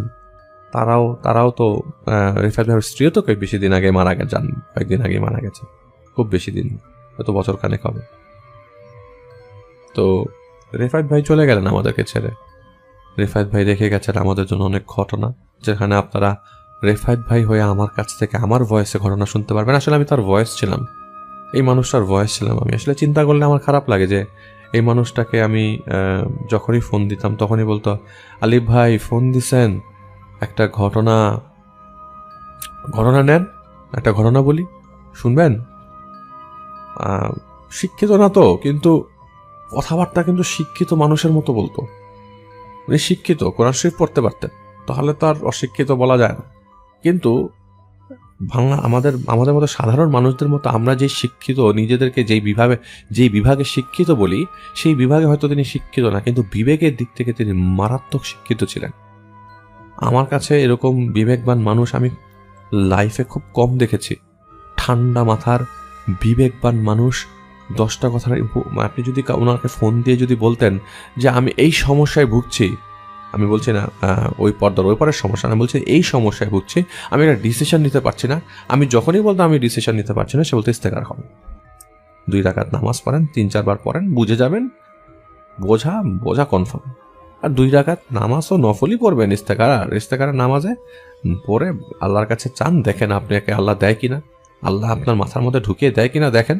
যদি ঢুকিয়ে না দেয় তাহলে মনে করবেন যে সেটা আপনার জন্য না। তার সলিউশন দেওয়ার সিস্টেমও ডিফারেন্ট। জীবনযাত্রার কোনো বিপদে পড়লে তার কাছে আমি মাঝে মধ্যে ফোন দিতাম, এই ফোন দেওয়ার জায়গাটা বন্ধ হয়ে গেল।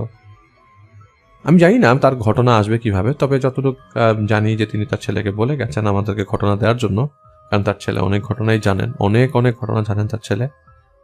হয়তো সেইখানে আর ওই যে হুইল চেয়ারটা, জাহিদ ভাই বলেছেন যে হুইল চেয়ারটা খালি থাকবে। অনেকে বলে জাহিদ ভাই আমার ক্রিয়েশন, জিনিসগুলা ভৌতিকতাকে আমি বলি যে বিশ্বাস করার একটা ছোট্ট কর্নার রাখেন ভৌতিকতার জন্য।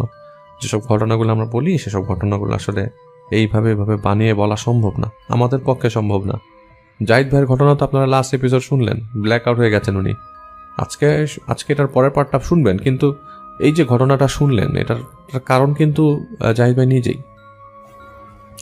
এগুলি বানানো ডক্টর আলিফের পক্ষে সম্ভব না, সারাদিন কাজ করে এইসব ঘটনা বানানো সম্ভব না, ওনাদের কাছ থেকে আসে। আমরা ভাগ্যবান যে আমরা ওনাদেরকে পেয়েছিলাম, যা রেফায়েত ভাইকে পেয়েছিলাম, আল্লাহ তার বান্দাকে নিয়ে গেছে।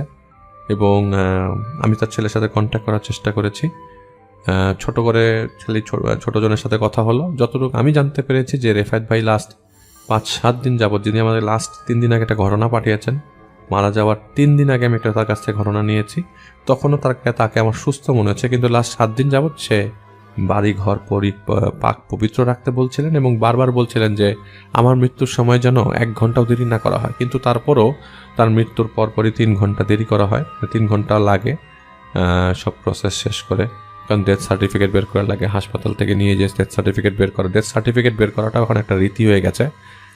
কবরটা তাদের বাসার আশেপাশেই হয়েছে, তো কবরস্থ করার ব্যাপারটাতেও তিনি খুবই স্ট্রিক্ট ছিলেন এবং কয়েকদিন যাবত নাকি বলছিলেন যে আমাকে ওই তোর মার পাশে, আমার মার পাশে এই ধরনের সিস্টেম যেন করে কবর না দেওয়া হয়।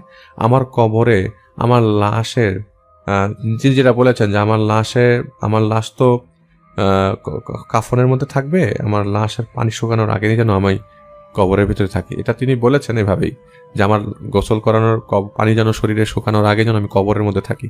তো ওনার বিশ্বাস, ওনার বিলিফটা, মাঝে মধ্যে এসব কথা কিন্তু অনেকেই নিজের অজান্তে বলে, তাই তার ছেলেরাও জিনিসটাকে অজান্তে নিয়েছে, কারণ তিনি সুস্থ ছিলেন। জাহিদ ভাই আমাকে একটা কথা বলেছেন, আলিফ ভাই উনি কিন্তু সুস্থ হয়ে যাচ্ছেন, এটা কিন্তু ভালো লক্ষণ না। উনি যখন হাসপাতাল থেকে ফেরত আসেন সুস্থ, উনি কিন্তু ভালো অবস্থা না, এটা লক্ষ্য, এটা জাহিদ ভাই আমাকে বলেছিলেন। যাই হোক, সেসব কথা না বলি। তো রেফায়েত ভাইয়ের কথা বারবার চোখে ভাসে যখনই কোনো কিছু বলি, আমরা তার জন্য দোয়া করবো ইনশাল্লাহ। অনেকে বলে যে, একজন বলে আলিফ ভাই রেফায়েত ভাইয়ের মিলাদে অ্যাটেন্ড করবো, এগুলি হবে না ওনার পরিবার থেকে, এগুলি নিয়ে টেনশন করেন না। আরেকজন মনে হয় সম্ভবত জানাজা পড়তে চেয়েছেন, সেটাও আমরা পারমিট করছি না। আর সেটা হচ্ছে জানাজা পড়তে চেয়েছেন বলতে হচ্ছে গায়েবানা টাইপের জানাজা, কিন্তু সেটা আমরা পারমিট করছি না। জানাজার ক্ষেত্রে আমি আসলে জানাজা হয়ে যাওয়ার আগেই, আসলে জানাজা কবরস্থ করার পরেই আসলে খবরটা পেয়েছি। সেদিন আমি বিজি ছিলাম, আপনারা একটা ছোট্ট ভিডিও দেখেছেন ইউটিউবে, যে আমি যখন জেনেছি তখন অলরেডি কবর হয়ে গেছে। তো খুবই তাড়াতাড়ি ফার্স্টই কবর হয়ে গেছে। তো আমরা সবাই দুঃখিত, ভৌতিকতার পক্ষ থেকে তার পরিবারের প্রতি থাকলো সমবেদনা, এবং আমরা তার ছেলের সাথে যোগাযোগ করে, বড় ছেলের সাথে যোগাযোগ করে ডিটেইলস আমরা নেক্সট এপিসোডে আপনাদেরকে জানাবো। ঘটনায় যাই না, আপনাদেরকে অনেকক্ষণ কথা শোনালাম, কিছু মনে করবেন না। একটু তো আমরা একটু কথা বলতেই পারি, তাই না? একটু কথা বলতেই পারি। ঘটনা শুরু করবো, একটা বিদেশের ঘটনা বলবো আপনাদেরকে। একটু মর্মাহত দেখে আমার ভয়েসটা এরকম লাগতে পারে আপনাদের কাছে ক্ষমা প্রার্থী। এই ডক্টর আলিফও কালকে না থাকতে পারে, কালকে ভৌতিকতার এপিসোড নাও হতে পারে, কোনো সময় ডক্টর আলিফ যদি মারা যায় তো ভৌতিকতার এপিসোড নাও হতে পারে। তো সেক্ষেত্রে আমরা আপনাদের কাছে আগের থেকে ক্ষমা চাই এবং চেষ্টা করবো যে যখনই মনে থাকবে সবার কাছ থেকে ক্ষমা চেয়ে নিব, আমরা নিজেরাও আত্মীয় স্বজনের প্রতি নিব। আত্মীয় স্বজনের কাছ থেকে যদি কোনো ক্ষোভ থাকে, যদি আত্মীয় স্বজনের সাথে যদি কোনো রাগ থাকে, সেটাও আমরা মিটিয়ে ফেলবো। আত্মীয় স্বজনের সাথে সম্পর্ক ছিন্নকারী লোকজন জান্নাতে প্রবেশ করবেন, এটা আপনারা সবাই জানেন। তো যাই হোক, আমি এটা করছি, সবার সাথে চেষ্টা করছি আমাদের সকল আত্মীয়দের সাথে যোগাযোগ রাখার জন্য, সম্ভব হওয়া মানে যতটুকু সম্ভব। ঘটনায় যাই। আমেরিকার ডেট্রয়েট নামক একটা জায়গার ঘটনা বলবো। সেই জায়গায় একটা লোকের পরিবার আছে, জর্জ নাম, তার জীবনযাত্রার কথা বলবো। দীর্ঘ 20 বছর শহরের জীবন কাটিয়ে তারা চলে যায় জর্জের মায়ের বাড়িতে। তো যিনি তার ঘটনা বলছে তার নাম জর্জ, এবং জর্জের পরিবারে জর্জ, তার স্ত্রী আর তার 2 ছেলে অ্যাডাম এবং লিও। তার মায়ের বাড়িটা বেশ পুরানো একটা বাড়ি ছিল। পুরানো হলেও আশপাশের মনোরম পরিবেশটা জর্জের পরিবারকে বেশ মুগ্ধ করত। স্থায়ী বাড়িতে এসে তারা বেশ খুশি ছিল। নতুন বাড়িতে বেশ ব্যস্ত সময় কাটছিল, কারণ তারা ওই বাড়িটার ভেতরটা নিজেদের মন মতো সাজানো শুরু করে। প্রত্যেকে যাদের নিজেদের কাজ ভাগ করে নেয়, ঠিক তেমনি ডায়ানাও নিজের কাজ ভাগ করে নেয় এবং সে বাড়ির অভ্যন্তরীণ কাজ করবে। তো ডায়ানা বাড়ির ভেতরে কাজ করতে থাকে। হঠাৎ একটা দরজার দিকে তার চোখ পড়ে। কেন জানি দরজাটা তার কাছে খুব অদ্ভুত লাগছিল। কিছুক্ষণ তাকিয়ে থাকে সে দরজাটার দিকে, পরক্ষণেই সে ভাবে পুরনো বাড়ি, তাই হয়তো তার কাছে একটু এমন লাগছে, তাই নিজেকে একটু মানিয়ে নেওয়া দরকার। কিন্তু ডায়না জানতো না তার এই অদ্ভুত লাগাটা ভুল ছিল না। এটাই তাদের পরিবারের জন্য হয়ে উঠবে কঠিনতম বাস্তব। চলতে থাকে তাদের ঘর গোছানোর কাজ। পুরো একটা সপ্তাহ কেটে যায় তাদের। এমনি একদিন ডায়না কাজ করতে বাড়ির বেসমেন্টের দিকে যায়। সিঁড়ি দিয়ে নিচে নামার সময় ডায়না শুনতে পায় কেউ একজন বেসমেন্টে আর্তনাদ করছে নারী কণ্ঠে। কেউ ব্যথায় কাঁদলে যেমন শব্দ হয়, ডায়না ঠিক সেরকম স্পষ্ট শব্দ শুনতে পায়। কিছুক্ষণের জন্য ডায়না বিচলিত হয়ে ওঠে, মনের অজান্তেই বলে ওঠে, কে কে ওখানে? কেউ কি ব্যথা পেয়েছ? এভাবে ডায়না সেই শব্দের উৎসটা খুঁজতে থাকে। হঠাৎ একটা শব্দ আসে তার ডান পাশের জিনিসপত্রগুলো থেকে। ডায়না মনে মনে ভয় নিয়ে সেদিকে একটু এগিয়ে দেখে, সেখানে কিছু নাই। পরক্ষণে ডায়না একটা বিকট চিৎকার শব্দ পায়। এবার সে সেখান থেকে বাইরের দিকে দ্রুত দৌড়ে আসে, কারণ শব্দটা এবার বাহির থেকে আসছিল। ডায়না ভাবে হয়তো তার প্রতিবেশী কেউ ব্যথায় কাতরাচ্ছে, কিন্তু সে বাইরে এসে নিজেকে বিশ্বাস করতে পারে না, কারণ তার বাড়ির আশেপাশে কোনো বাড়িঘর নেই। তাই প্রতিবেশীর শব্দ শোনারও কোনো উপায় নেই। ডায়না ভাবতে থাকে, তাহলে কি শুনতে পেল? তখনই বাড়ির ভেতর থেকে জর্জ ডায়নাকে ডাকে এবং ভুলে ডায়নার জর্জের ডাকে সাড়া দিয়ে দেয়। এদিকে জর্জ এবং ডায়নার ছেলেরাও বেশ খুশি। নতুন জায়গায় তাদের নতুন শিক্ষা প্রতিষ্ঠান, কয়েকজন নতুন বন্ধু হয়ে গেছে। তাছাড়া তারা দুই ভাইয়ের মধ্যে বেশ ভালো মিলও ছিল, একসাথে থাকতো, একই সাথে খেলাধুলা করত। একদিন অ্যাডাম এবং লিও বাড়ির সামনে জায়গায় খেলছিল। তাদের খেলতে দেখছিল ডায়না রান্নাঘরের জানলা দিয়ে। হঠাৎ ডায়না অনুভব করে যে পেছনে কেউ দাঁড়িয়ে আছে। ডায়না পেছনে ঘুরে তাকায়, দেখে একটা কালো ধোয়ার মতো কিছু জিনিস, কেউ হয়তোবা দ্রুত সেই রান্নাঘর থেকে বেরিয়ে গেল। ডায়না সেটা দেখে অবাক হয়ে সেই ধোয়ার পিছু পিছু ড্রয়িং রুমে যায় এবং দেখে সেই ধোয়াটা একটা সোফার নিচে ঢুকে গেল। ডায়না ভাবে এটা তার ছেলেদের করা দুষ্টামি। তবে ডায়নাটা ভুলে গেছিল যে সে তার ছেলেদের বাইরে খেলতে দেখছিল। সে ফিরে এসে আবার রান্নাঘরে ঢোকে, কাজে মন দেয়। এবার ডায়নার চোখ পড়ে সামনের জানালায়। চোখ পড়ার পর ডায়না 2 কদম পেছনে চলে যায়, কারণ ডায়না দেখতে পায় জানালায় একটা বৃদ্ধ লোকের মাথা। ডায়না ব্যাপক ভয় পেয়ে যায়। ভয়ে তার হাত পা কাঁপা শুরু করে। একটা সময় কাঁপুনিতে একটা প্লেট পড়ে গেলে ডায়নার হুঁশ ফিরে আসে। এবার সে দেখে জানালায় কেউ নাই। তবে তখন ডায়না ভাবতে থাকে তার সাথে এটা কি হচ্ছে, এবং এসবে তিনি বিশ্বাসীও ছিলেন না। এর কিছুদিন পর অ্যাডাম ও লিও একদিন সন্ধ্যায় ড্রয়িং রুমে বসে যে যার মতো কাজ করছিল। এমন সময় লিও একটা শব্দ শুনতে পায়।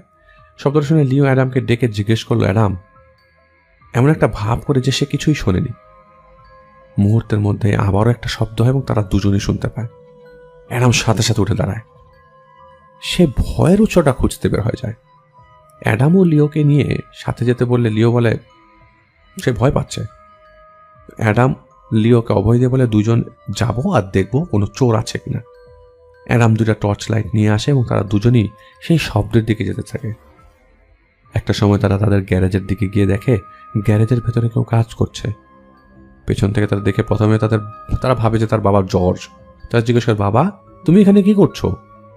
সেই লোকটা পেছনে ঘুরে তাকালে তারা দুজন দেখে এটা তাদের বাবা নয়, একজন বৃদ্ধ লোক। লোকটাকে দেখে মনে হচ্ছে সে অনেকদিন কোনো একটা ঠান্ডা জায়গা থেকে এসছে। তার প্রথমে ভাবে হয়তো লোকটা চোর, সেখানে কিছু চুরি করতে এসছে। কিন্তু তারা যখন জিজ্ঞেস করে, কে আপনি, এখানে কি চান, লোকটা তাদের কথায় কোনো উত্তর দেয় না। তাদের সামনে চোখের পলকের মধ্যেই সেই বৃদ্ধ লোকটা না উধাও হয়ে যায়। অ্যাডাম ও লিও ভাবতে পারে কি হয়ে গেল চোখের সামনে। এমনই সময় তাদের মা ডায়না কাছ থেকে ফিরে আসে। গাড়ি নিয়ে বাড়ির সীমানায় ঢুকতে অ্যাডাম চিৎকার দিয়ে তার মাকে আটকানোর চেষ্টা করে, যেন সে গাড়ি নিয়ে গ্যারেজের দিকে না ঢোকে। ডায়না অ্যাডামকে জিজ্ঞেস করে, কি হয়েছে, তারা এমন করছে কেন? অ্যাডাম বলে ডায়নাকে যে তারা এগুলো দেখেছে, এই লোকটাকে দেখেছে। অ্যাডামের মুখে সব বিবরণ শুনে ডায়না সেদিনের জানালায় দেখা সেই বৃদ্ধের মাথার সাথে মিল পেয়ে যায়। তবে এবার গ্যারেজে যেহেতু তাহলে সমস্যা, তাই সে আত্মরক্ষার জন্য একটা কুড়াল নিয়ে সেই গ্যারেজের দিকে যায় দেখতে যে আসলে সেই বৃদ্ধ লোকটা কে। কিন্তু ডায়না সেখানে যে আর কিছু দেখে না। তবে সেটা নিশ্চিত হয় তারা এবার অপ্রাকৃতিক কোনো কিছুর সম্মুখীন হতে চলেছে।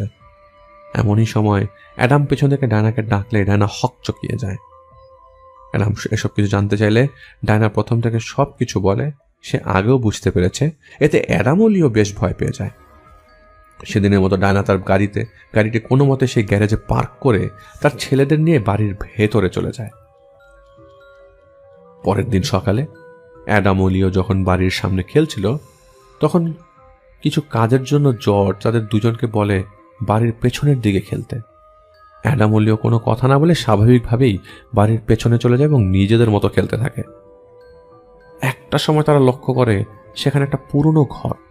এর আগে বাড়ির পেছনে না আসায় তারা সেই ঘরটা না লক্ষ্য করেনি।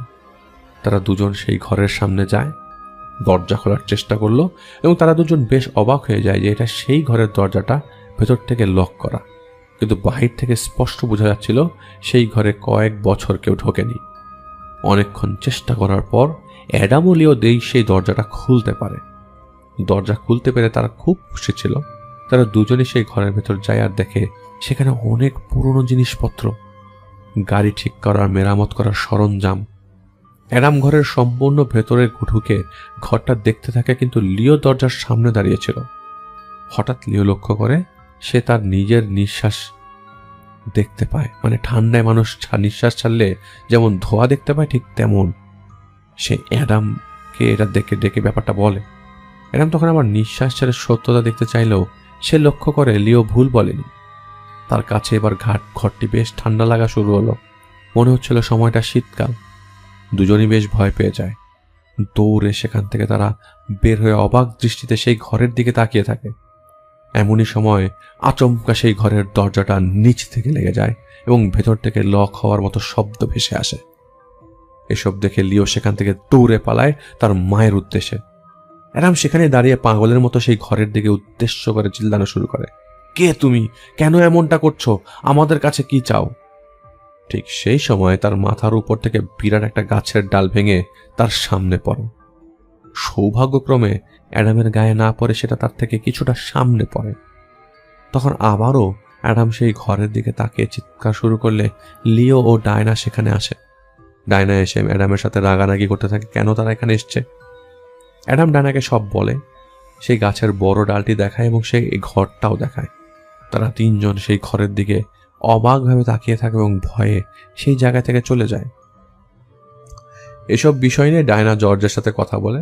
ডায়না আগেও তার সাথে ঘটে যাওয়া ঘটনাগুলো জর্জের সাথে শেয়ার করেছিল, তবে আজ ডায়না অ্যাডাম ও লিওর সাথে যা হয়েছে তা জর্জের কাছে বলে। ডায়না এটাও জানায় যে সে এই বাড়িতে আর থাকতে চায় না, সেই বাড়িতে নিজেদের সুরক্ষিত মনে করছে না। ডায়না জর্জকে উদ্বুদ্ধ করে এর বাড়িটা ছেড়ে তারা অন্য কোথাও চলে যাবে। এতে যতটুকু সাপোর্ট দরকার ডায়না জর্জকে দেবে। অনেক কষ্টে তারা কিছু টাকা জমায় এবং একটি বাড়িতে কিছু ডাউন পেমেন্ট করে তারা সেই বাড়িতে ওঠে। সম্পূর্ণ পরিবার বেশ খুশি। হয়তো আর কোনো অস্বাভাবিক জিনিসের সামনে তাদের পড়তে হবে না। কিন্তু এটা তারা জানতো না যে তারা বিপদ থেকে পালিয়ে বেরালেও বিপদ তাদের পেছনের পিছু ছাড়েনি। অদৃশ্যভাবে তাদের পিছু নিয়েছে কোনো এক অশুভ শক্তি। নতুন বাড়িতে তাদের দিন ভালো যেতে থাকলেও তাদের আনন্দ বেশি দিন স্থায়ী হয়নি। বিভিন্ন সময় নতুন করে দেখা দেয় নতুন কিছু। কয়েকদিনের মধ্যেই তাদের হাসি খুশি জীবন পাল্টে যায়। ডায়না তার চাকরিটি হারায়, জর্জের চাকরিটাও তেমন ভালো চলছিল না। সবকিছু মানিয়েও তাদের জীবনটা চলার মতো চলতে থাকে। একদিন অ্যাডাম তার বাবা জর্জের সাথে একটা কাজে যায়। সেখানে গিয়ে তারা বিভিন্ন কাজ করে যখন অ্যাডাম হাত ধোয়ার জন্য বেসিনে চাপ দিয়ে পানি ছাড়ে, প্রথমে পানি বের হলো 1-2 সেকেন্ডের মধ্যেই সেই কল দিয়ে বের হয় সব তাজা রক্ত। অ্যাডাম ভয়ে নড়তে পারে না, সেখানে জমে যায়।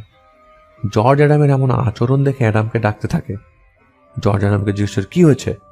অ্যাডাম উত্তর দেয়, দেখছো না কল দিয়ে রক্ত পড়ছে? অ্যাডাম কল দিয়ে রক্ত পড়া দেখলেও জর্জ কিন্তু দেখছিল পানি। জর্জ নিজের হাতে পানি নিয়ে অ্যাডামকে দেখালো। অ্যাডাম জর্জের হাতে দেখতে পায় রক্তে ভরা, চোখের সামনে হাত রক্তাক্ত, কিন্তু বাবা বলছে সব পানি।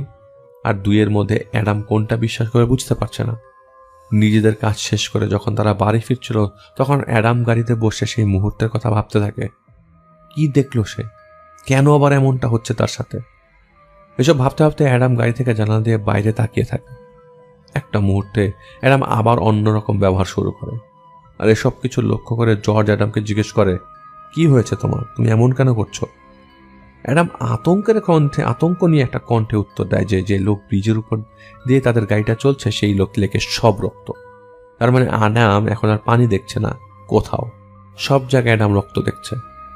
জর্জ তাকে বোঝাতে থাকে যে লেকে সব পানি, তবে অ্যাডাম কিছুতেই বিশ্বাস করে না। সে তার বাবার সাথে মানে জর্জের সাথে তর্কে জড়িয়ে যায়। একটা সময় অ্যাডামের সামনে দিয়ে অ্যাডাম তাকিয়ে চিৎকার দেয়, সামনে তাকিয়ে। জর্জ জিজ্ঞেস করলে অ্যাডামকে, বলে তাদের গাড়িতে দ্রুত গতিতে একটা ট্রাকের নিচে যাচ্ছে। এই বলে অ্যাডাম বেশ ভয়ে চিৎকার করতে থাকে। জর্জ কয়েকবার বোঝানোর চেষ্টা করলেও কোনো লাভ হয় না। অ্যাডাম তার অস্বাভাবিক আচরণ চালিয়ে যেতে থাকে। বাড়িতে এসে অ্যাডামের এমন আচরণের কথা জর্জ সবাইকে খুলে বলে। সবাই একত্রে খেতে বসে এমন সময় জর্জ এসব বলছিল।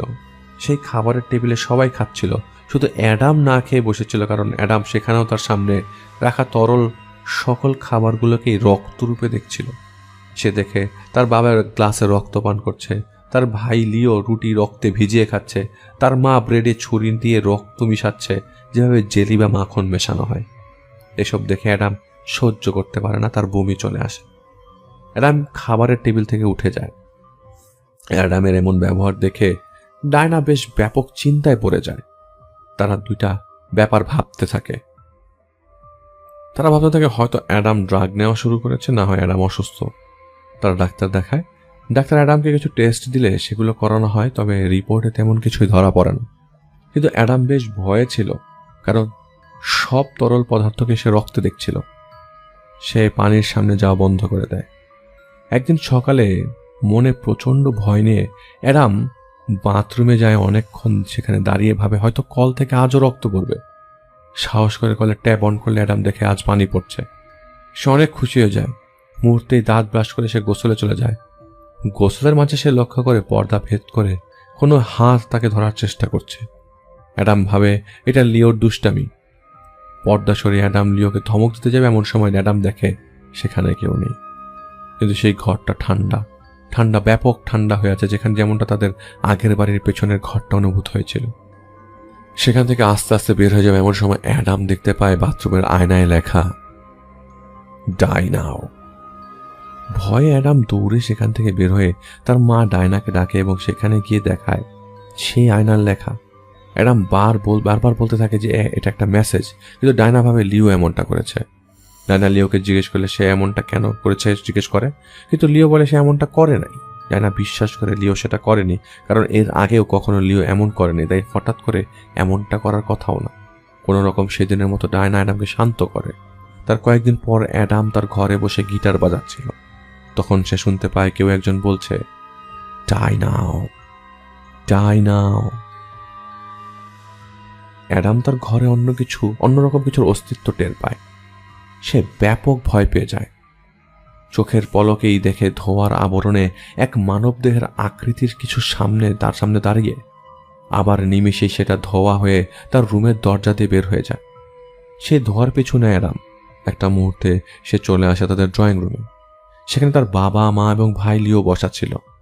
অ্যাডাম সেখানে এসে সেই ধোঁয়া দেখিয়ে সবার উদ্দেশ্যে চিৎকার করে বলতে থাকে, দেখো ওটা কি, দেখো, তোমরা দেখো। এইবার প্রথম তারা সম্পূর্ণ পরিবার একই সাথে সেই অতি প্রাকৃত ব্যাপারটা দেখতে পায়। তারা এবার সম্পূর্ণরূপে অ্যাডামকে বিশ্বাস করে। মুহূর্তের জন্য তাদের জীবন সময় থেমে গিয়েছিল। একে অপরের মুখের দিকে তাকিয়েছিল হাঁ করে। ভয়ঙ্কর এই মুহূর্ত থেকে কেটে যাওয়ার পর ডায়না সরাসরি তার মাকে ফোন করে, কারণ সে এবার এটা সম্পূর্ণভাবে বিশ্বাস করে এই সমস্যাটা সেই পুরান বাড়ি থেকেই পিছু নিয়েছে। ডায়না যখন তার মায়ের কাছে জিজ্ঞেস করে যে তাদের সেই বাড়িতে কি এমন কোনো অস্বাভাবিক কোনো কিছু ঘটেছে কিনা, তার মা কি জানে কিনা, ডায়না তার মায়ের উত্তর শুনে সেখানেই ভয় পেয়ে যায়। সেখানে একটা বৃদ্ধ লোক ছিল, যার চলাচল কোনো স্বাভাবিক মানুষের মতো ছিল না। সে সারাক্ষণ মদ আর পার্টি নিয়ে থাকতো। তেমনি একদিন সেই বাড়িতে বৃদ্ধ লোকটির দুজন কম বয়সী ছেলে ও মেয়েকে নিয়ে সেখানে পার্টি করছিল। একটা মুহূর্তে সেই বৃদ্ধর সাথে সেখানে থাকা ছেলেটার ঝগড়া শুরু হয় এবং কোনো একটা কারণ নিয়ে তাদের মধ্যে হাতাহাতি শুরু হয়ে যায়। এক পর্যায়ে বৃদ্ধ লোকটি সেই ছেলের মাথায় কাচের বোতল দিয়ে আঘাত করলে ছেলেটা সেই স্থানেই মারা যায়। আর মেয়েটা ভয়ে সেখান থেকে পালিয়ে যায় পুলিশের কাছে। সেই মেয়েটাকে তাড়া করার সময় সেই বৃদ্ধ লোকটা একটা গাড়ি দুর্ঘটনায় মারা যায়। ডায়না ও তার ছেলেরা যে বৃদ্ধটিকে এতদিন দেখেছে আর ডায়নার মা যে বৃদ্ধর বিবরণ দিয়েছে তা সম্পূর্ণ মিলে যায়। তারা এখন ভাবে তারা সেখানকার কোনো প্যারানর্মাল ইনভেস্টিগেটরের সাথে যোগাযোগ করবে। পরে তারা সেখানের এক বড় ইনভেস্টিগেটিং টিমের সাথে যোগাযোগ করে, তবে তাদের সেই মুহূর্তে ইনভেস্টিং টিমকে ভাড়া করার মতো টাকা ছিল না। তাই তারা নিজের একটা রাস্তা বের করে তারা একত্রে থাকবে সবসময়, কিন্তু তাদের ভেতরে সবসময় ভয় থেকেই যায়। রাতের খাওয়া শেষ করে যখন অ্যাডাম হাঁটছিল তখন অদৃশ্য কেউ একজন অ্যাডামকে ধাক্কা দিয়ে ফেলে টেনে হিচড়ে নিয়ে যায় একদিকে। আর এসব হচ্ছিল ডায়নার চোখের সামনে। ডায়না দ্রুত গিয়ে অ্যাডামকে ধরলে সবকিছু স্বাভাবিক হয়ে ওঠে। এবার ডায়না লক্ষ্য করে অ্যাডামের পিঠে বড় বড় বিশাল আঁচড়ের দাগ। এবার আর কোনো কিছু না ভেবে সরাসরি ডায়না ইনভেস্টিগেটিং টিমকে নিয়ে আসতে বলে বাড়িতে। পরের দিন সন্ধ্যায় ইনভেস্টিগেটিং টিম তাদের বাড়িতে আসার পর সম্পূর্ণ তৈরি। এমন সময় সেই এন্টিটিটা ইনভেস্টিগেটিং টিমের লোকজনকে ভয় দেখানোর চেষ্টা করে তাদের নিজেদের অফিসেই। তো ইনভেস্টিগেটিং টিম যেটা ইনভেস্টিগেট করতে আসবে, ওই টিমের কথায় তারা এমন কেস অনেক দেখেছে, তবে কোথাও যাওয়ার আগে এমন পরিস্থিতির সামনে পড়েনি। তারপরে তারা ডায়নাদের বাসায় যায়। তারা অ্যাডামকে দেখেই বুঝতে পারে সে অনেক কিছুর সম্মুখীন হয়েছে। তারা সেখানে যে প্রথমে তাদের অফিসে হওয়া ঘটনা ডায়নাকে খুলে বলে, যা শুনে অ্যাডাম বলে এটা সেই ধোয়া জাতীয় অবয়বটা। ইনভেস্টিগেটিং টিম নিশ্চিত হয় যে তাদের অফিসের সমস্যা তাহলে এই বাড়ি থেকে কেন্দ্রিক। তারা সেখানে বসে আবার জর্জ ডায়না থেকে সম্পূর্ণ ঘটনা শুনে নেয়। সব শুনে তারা প্রথমে এরা ধারণা করে যে সাধারণ কোনো আত্মা এমনটা করার ক্ষমতা রাখে না, এটা কোনো শয়তানের কাজ যার নজর পড়েছে পরিবারটির উপর। তাদের এমন কথাবার্তা চলার সময় হঠাৎ করেই বাড়ির ভেতরে সব কভারের দরজা একসাথে খুলে যায়। সবাই এটা দেখে আতঙ্কিত হয়ে পড়ে। তারা বুঝতে পারে সেখানে সেই মুহূর্তে সেই শয়তানটা উপস্থিত। ইনভেস্টিগেটিং টিম এবার তাদের রীতি অনুযায়ী কাজ শুরু করে। বিভিন্ন রিচুয়াল দ্বারা তারা সমস্যার কারণ জানার চেষ্টা করে। কোনো একটা কিছুর মধ্যে আগুন জ্বালিয়ে সেটা থেকে ধোঁয়া বের করে সারা ঘরে ছড়িয়ে দেওয়া শুরু করে। টিমের অন্য সদস্যরা সেখানে বিভিন্ন ঘর ঘুরে দেখতে থাকে এবং দরজা জানালায় ক্রস চিহ্ন দিতে থাকে। যখনই তাদের একজন অ্যাডামের ঘরে যায় তখনই সে শুনতে পায় একটা শব্দ, গেট আউট নাও। দ্রুত সেখান থেকে বের হয়ে আসে ইনভেস্টিগেটিং টিমের সেই সদস্য। বাকি সদস্যদের গিয়ে এসব বলতে থাকে। তখনই তাদের সামনে দিয়ে একটা দ্রুত অবয়ব সেখান থেকে চলে যায়। তারা সেই ধোয়ার অবয়বের পিছু নেয়, কিন্তু কিছুক্ষণ পর আর দেখতে পারে না। তারা সবাই জর্জ এবং তার পরিবারকে নিয়ে আবার রিচুয়াল শুরু করে। রিচুয়ালের মাঝেই অ্যাডাম আবারও অন্যরকম ব্যবহার শুরু করে, চিৎকার শুরু করে। মনে হচ্ছিল তার ভেতর থেকে অন্য কেউ অন্যভাবে চালানোর চেষ্টা করছে। বাড়ির জানালার গ্লাসগুলো ভেঙে পড়ছে। অ্যাডামের এমনটা দেখে ডায়না একটা সময় নিজের সাহস হারিয়ে ফেললেও ইনভেস্টিগেটিং টিমের কথায় ডায়না রিচুয়াল চালিয়ে যায়। একটা সময় অ্যাডাম নিজের সত্তায় ফিরে আসে। তারা বুঝতে পারে সেই শয়তানটা সেখান থেকে চলে গেছে। তবে বেশ কিছুদিন তাদের মধ্যে একটা ভয় রয়ে যায়, হয়তো সে শয়তান ফিরে আসবে। কিন্তু এরপর আর কোনো কিছুই হয়নি জর্জের পরিবারের সাথে। সেই যে চলে গেল আর আসেনি। এরপরে আর কিছু ঘটেনি বিধায় ঘটনাও এখানে শেষ করতে হচ্ছে। এটা থাকলো আপনাদের জন্য একটা ঘটনা, এবং আপনারা যারা শুনছেন আমাদের সাথে আজকে একটা নতুন ভয়েস থাকবে। আপনারা আমাদেরকে গ্রুপে জানাবেন নতুন ভয়েসটা আপনাদের কেমন লাগলো। আমরা চলে যাব আমাদের পরবর্তী ঘটনায় সামির ভাইয়ের কাছে, তার ঘটনা শুনে আসব। এবং আজকের শেষ পর্যন্ত বেশ চমৎকার ঘটনা থাকছে। আপনার সবার সহযোগিতা একান্তই কাম্য, যারা লাইভ চ্যাটে আছেন এবং যারা আমাদের কমেন্ট করছেন তারা একটু খেয়াল রাখবেন। আমাদের লাইক বাটনে যদি সবাই হিট করেন তাহলে অন্য কেউ দেখার সুযোগ পাবে ভৌতিকতা। চলে যাচ্ছি আমাদের পরবর্তী ঘটনায়। আসসালামু আলাইকুম, আমি শাওন। আজকে আমি আপনাদের সাথে শেয়ার করব আব্দুল্লাহ রহমান নামের এক ভাইয়ের ঘটনা। এই নামটি ভাইয়ের ছদ্মনাম। তার ছদ্মনাম দেওয়ার প্রধান কারণ হচ্ছে তিনি তার এলাকার এবং বাড়ির আশেপাশের আরো কিছু অলৌকিক ঘটনা আমাদের সামনে শেয়ার করতে যাচ্ছেন ভবিষ্যতে, তাই তিনি তার নামটা গোপন রাখছেন। আব্দুল্লাহ রহমান ভাই বর্তমানে আছেন সৌদিতে। সেখান থেকেই তিনি আমাদের এই ঘটনাটি শেয়ার করেছেন। আমরা সরাসরি ভাইয়ের ঘটনায় চলে যাই। বর্তমানে আব্দুল্লাহ রহমান ভাই দাম্মামে থাকেন, কিন্তু তিনি এই ঘটনাটা সংগ্রহ করেছেন যখন তিনি মক্কাতে থাকতেন। যে ভাইয়ের কাছ থেকে তিনি এই ঘটনাটি সংগ্রহ করেছেন সেই ভাইয়ের সাথে তিনি একই কোম্পানিতে কাজ করতেন। আমরা ধরে নেই সেই ভাইয়ের নাম শাহিন। শাহিন ভাই থাকতেন অন্য একটি জায়গায়, কিন্তু তিনি প্রায়ই এসে আব্দুল্লাহ রহমান ভাইয়ের বাসায় আড্ডা দিতেন। একদিন সেরকম ভাবেই শাহিন ভাই আব্দুল্লাহ রহমান ভাইয়ের বাসায় আসলেন।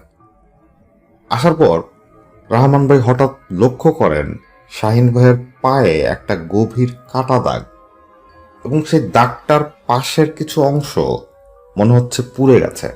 জায়গাটা দেখতে খুবই বিশদ দৃশ্য। এটা দেখে শাহিন ভাইয়ের এই পায়ের অবস্থা দেখে আব্দুল্লাহ রহমান ভাই একটু অবাক হন। তিনি শাহিন ভাইকে জিজ্ঞেস করেন যে আপনার পায়ে কি সমস্যা, এভাবে কিভাবে হলো, খারাপ কোনো অ্যাক্সিডেন্ট হলো নাকি? রহমান ভাইয়ের এই প্রশ্ন শুনে শাহিন ভাই বলে যে এই ক্ষতটা তো অনেক আগের, এই ক্ষতর সাথে আমার জীবনের খুব অদ্ভুত একটা কাহিনী জড়িয়ে আছে। এই কথা শুনে রহমান ভাই শাহিন ভাইকে জোরাজুরি করা শুরু করেন। শাহিন ভাই প্রথমে বলতে যাচ্ছিলেন না, কিন্তু তারপরে তিনি সিদ্ধান্ত নেন যে তিনি ঘটনাটি বলবেন। শাহিন ভাইয়ের কাছ থেকে আব্দুল্লাহ রহমান ভাই যেভাবে ঘটনাটা শুনেছেন তিনি আমাদেরকে ঠিক সেভাবেই লিখে পাঠিয়েছেন। আমরা শুনবো এখন শাহিন ভাইয়ের ঘটনা। শাহিন ভাই বলছেন তিনি সৌদিতে আসার আগে দেশে একটা চাকরি করতেন। চাকরিটি হচ্ছে একটা মোবাইল কোম্পানির টাওয়ার তৈরি করার সুপারভাইজার হিসাবে। তিনি এই চাকরিটা বেশ কয়েক বছরই করেন, এরপর তিনি সৌদিতে চলে আসেন। এখন যখন আমরা এই ঘটনাটি বলছি তখন শাহিন ভাই অলরেডি দেশে চলে এসেছেন এবং তিনি সেই একই কাজই এখন করছেন।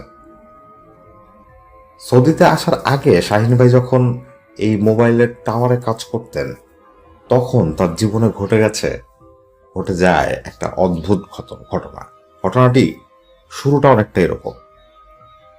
একদিন শাহিন ভাইয়ের বস শাহিন ভাইকে ডেকে পাঠিয়ে বলেন যে এমন একটা জায়গা আছে যেখানে আমরা মোবাইলের একটা টাওয়ার তৈরি করছি, কিন্তু সেখানে কোনো একটা সমস্যা হওয়ার কারণে ওই টিমটাকে আমরা ফেরত আনছি। শাহিন ভাইকে আরো কিছু লোকজন নিয়ে সেখানে যেতে হবে, গিয়ে সেই মোবাইলের টাওয়ার তৈরি করাটা মানে সম্পূর্ণভাবে তৈরি করতে হবে। বসের এই কথা শোনার পর শাহিন ভাইয়ের মনে একটা সন্দেহ দানা বাঁধে, কারণ বস যেই জায়গার কথা বলছেন সেই জায়গায় এই মোবাইলের টাওয়ার তৈরির কাজটা চলছে অনেক দিন যাবত। অলরেডি এখানে 3 থেকে 4টা টিম কাজ করে এসেছে, কিন্তু কেউই সেই টাওয়ারটা বানাতে পারছে না, এবং প্রত্যেকটা টিমেই 10 থেকে 12 জন করে লোক থাকতো। শাহিন ভাই তার বসকে বলেন যে বস, আমি পুরো ঘটনাটাই জানি, আপনি আমাকে খুলে বলেন সেখানে সমস্যা কি। আপনি যদি আমাকে খুলে না বলেন সেক্ষেত্রে আমি সেখানে যাব না। তখন শাহিন সাহেবের বস শাহিন সাহেবকে যে ঘটনাটি শোনান, ঘটনাটি হচ্ছে তারা যখন থেকেই সেই জায়গাটাতে মোবাইলের টাওয়ার তৈরি করার চেষ্টা করছেন সবকিছুই ঠিকঠাক থাকে, কিন্তু যেদিন পুরোপুরি সেই টাওয়ারটা তৈরি হয়ে যায় সেই দিনের পরের দিন সকালবেলা দেখা যায় সেই টাওয়ারটা একদিকে বাঁকা হয়ে আছে। এটা বলে রাখা ভালো, মোবাইলের টাওয়ার সবসময় সোজাসুজি থাকতে হয়, বাঁকা হলে প্রবলেম। তো সেজন্য সেই টাওয়ারটা সোজা হওয়াটা ছিল মেইন জরুরি কাজ, কিন্তু কোনোভাবেই সেই কাজটা করা যাচ্ছে না। যত বাড়ি তারা কাজ শেষ করে পরের দিন ঘুম থেকে উঠে তারা দেখে টাওয়ারটা একপাশে সরে গেছে। এটা শুনে শাহিন ভাই মনে করে যে এটা হয়তো আগের টিমগুলোর ব্যর্থতা, কারণ তার মনের ভেতর কোনোভাবেই কোনো ভৌতিক বা অলৌকিক কোনো কিছুর স্থান ছিল না। তিনি চিন্তা করেন এটা তিনি চ্যালেঞ্জ হিসেবে নেবেন এবং তিনি সেখানে যেতে রাজি হন। অফিসের কর্মকর্তারা একটা মিটিং বসিয়ে তাদের ভেতর থাকা বেস্ট সুপারভাইজারদের নিয়ে 12 জনের একটা টিম তৈরি করেন, যে টিমটা লিড দিচ্ছিলেন শাহিন ভাই। তিনি সেই টিমটাকে নিয়ে চলে যান সেই গন্তব্যস্থলে, অর্থাৎ সেই জায়গায় যাওয়ার পর শাহিন ভাই একটা বিষয় লক্ষ্য করেন, সেটা হচ্ছে এই জায়গাটা লোকালয় থেকে বেশ খানিকটা দূরে এবং সেই জায়গার আশেপাশে মানুষের চলাচলেরও কোনো রাস্তা নেই। অর্থাৎ এই পাশটাতে কোনো মানুষ আসে না। খুবই নিশ্চুপ এবং নির্জন একটা জায়গা। এই পুরো ব্যাপারটাই শাহিন ভাইয়ের কাছে প্রথমেই, যখন তিনি সেই এলাকায় আসেন, তখন একটু অড লাগে প্রথম দিক থেকেই। কিন্তু তিনি এই বিষয়টা কারোর সাথে শেয়ার করেন না। তিনি তার টিমটাকে নিয়ে সেই জায়গায় যান এবং যাওয়ার পর তিনি সব কিছু যখন ইন্সপেকশন করেন তার টিমকে নিয়ে, তিনি একটা বিষয় লক্ষ্য করেন। সেটা হচ্ছে, আগে যে কয়টা টিম এসে এই জায়গায় যে কাজ করেছে তাতে এই টাওয়ারটা বেঁকে যাওয়ার কথা না, কিন্তু কি কারণে এখন এই টাওয়ারটা বেঁকে যাচ্ছে সেটাও তখন শাহিন ভাইকে একটু ভাবিয়ে তোলে। তিনি সিদ্ধান্ত নেন যে তিনি এই টাওয়ার পুরাটাই খুলে ফেলবেন। খুলে তিনি আবার নতুন করে সেই টাওয়ারটা বানানো শুরু করবেন। যেই কথা সেই কাজ। শাহিন ভাইয়ের নির্দেশে তার আশেপাশে থাকা কর্মীরা সেই টাওয়ার খোলা শুরু করে। 3 দিন সময় লাগে তাদের পুরো টাওয়ার খুলে শেষ করতে। 4র্থ দিন থেকেই তারা আবার সেই টাওয়ার তৈরির কাজে মনোযোগ দেয়। সমস্ত মালামাল তাদের কাছে আগে থেকেই প্রস্তুত করা ছিল। তাই 8 থেকে 9 দিনের মধ্যেই তারা পুরো টাওয়ার তৈরি করে সম্পন্ন করে ফেলে, অর্থাৎ তাদের কাজ তারা শেষ করে। টাওয়ারটি আগের যতগুলো টাওয়ার তৈরি করা হয়েছে তাদের থেকে বেশি মজবুত, কারণ তারা যে কলামটা তৈরি করেছে, অর্থাৎ যে কলামের উপর পুরো টাওয়ারটা দাঁড়ানো, সেটা আগের মডেলের থেকে আরো বেশি পুরু এবং মজবুত। সবাই খুব খুশি ছিল। তারা চিন্তা করছিল যে তারা হয়তো টাওয়ারটা তৈরি করা শেষ করে ফেলেছে, অর্থাৎ টাওয়ার তৈরিটা তারা শেষ করেছে। এজন্য কোম্পানি কিন্তু তাদের একটা বেতন এবং বোনাসও দিয়েছে। তারা যখন এই 12 জনের টিমটা এখানে আসে, তখন তাদের 1 মাসের বেতন উইথ বোনাস তাদের আগে থেকে দিয়ে দেওয়া হয়েছিল, যাতে তারা তাদের কাজের উৎসাহ পায়। তারা সবাই দেখে যে 10-12 দিনের মধ্যেই তারা তাদের কাজ শেষ করে ফেলেছে এবং পুরো মাসের বেতন এবং বোনাস তাদের পকেটে। তারা সেই রাতে খুব খুশি ছিল। পরদিন সকালবেলা তারা এখান থেকে চলে যাবে, তারই প্রস্তুতি তারা রাতের বেলা নিয়ে রাখে। পরদিন ভোরবেলা শাহিন ভাইদের টিমের একজন সদস্য বাথরুমে যাওয়ার জন্য বের হন। তিনি যখন বাথরুমের রাস্তায় যাচ্ছিলেন, ঠিক তখন তার চোখ পড়ে তাদের তৈরি করা সেই টাওয়ারে, যেটা দেখে এসে সেখানেই একটা চিৎকার দেয়। তার চিৎকারে যারা ঘুমিয়েছিল তারা উঠে আসে এবং তারা এসে যে দৃশ্য দেখে সেটা হচ্ছে, এবারও সেই টাওয়ারটা বেঁকে গেছে এবং আগের তুলনায় এবার দ্বিগুণ বেঁকে গেছে। এটা দেখে সবাই অবাক হয়ে যায় এবং একটা ভয়ও পায়। হঠাৎ করেই সেই টিমের সব সদস্যরা অলৌকিক কোনো কিছুর গন্ধ পাওয়া শুরু করে। তারা বুঝতে পারে যে এই কাজটা করা কোনো স্বাভাবিক ফোর্সের মধ্যে পড়ে না, কোনো স্বাভাবিকভাবে এই কাজের ব্যাখ্যা করা সম্ভব না। অবশ্যই এটা অলৌকিক কিছু।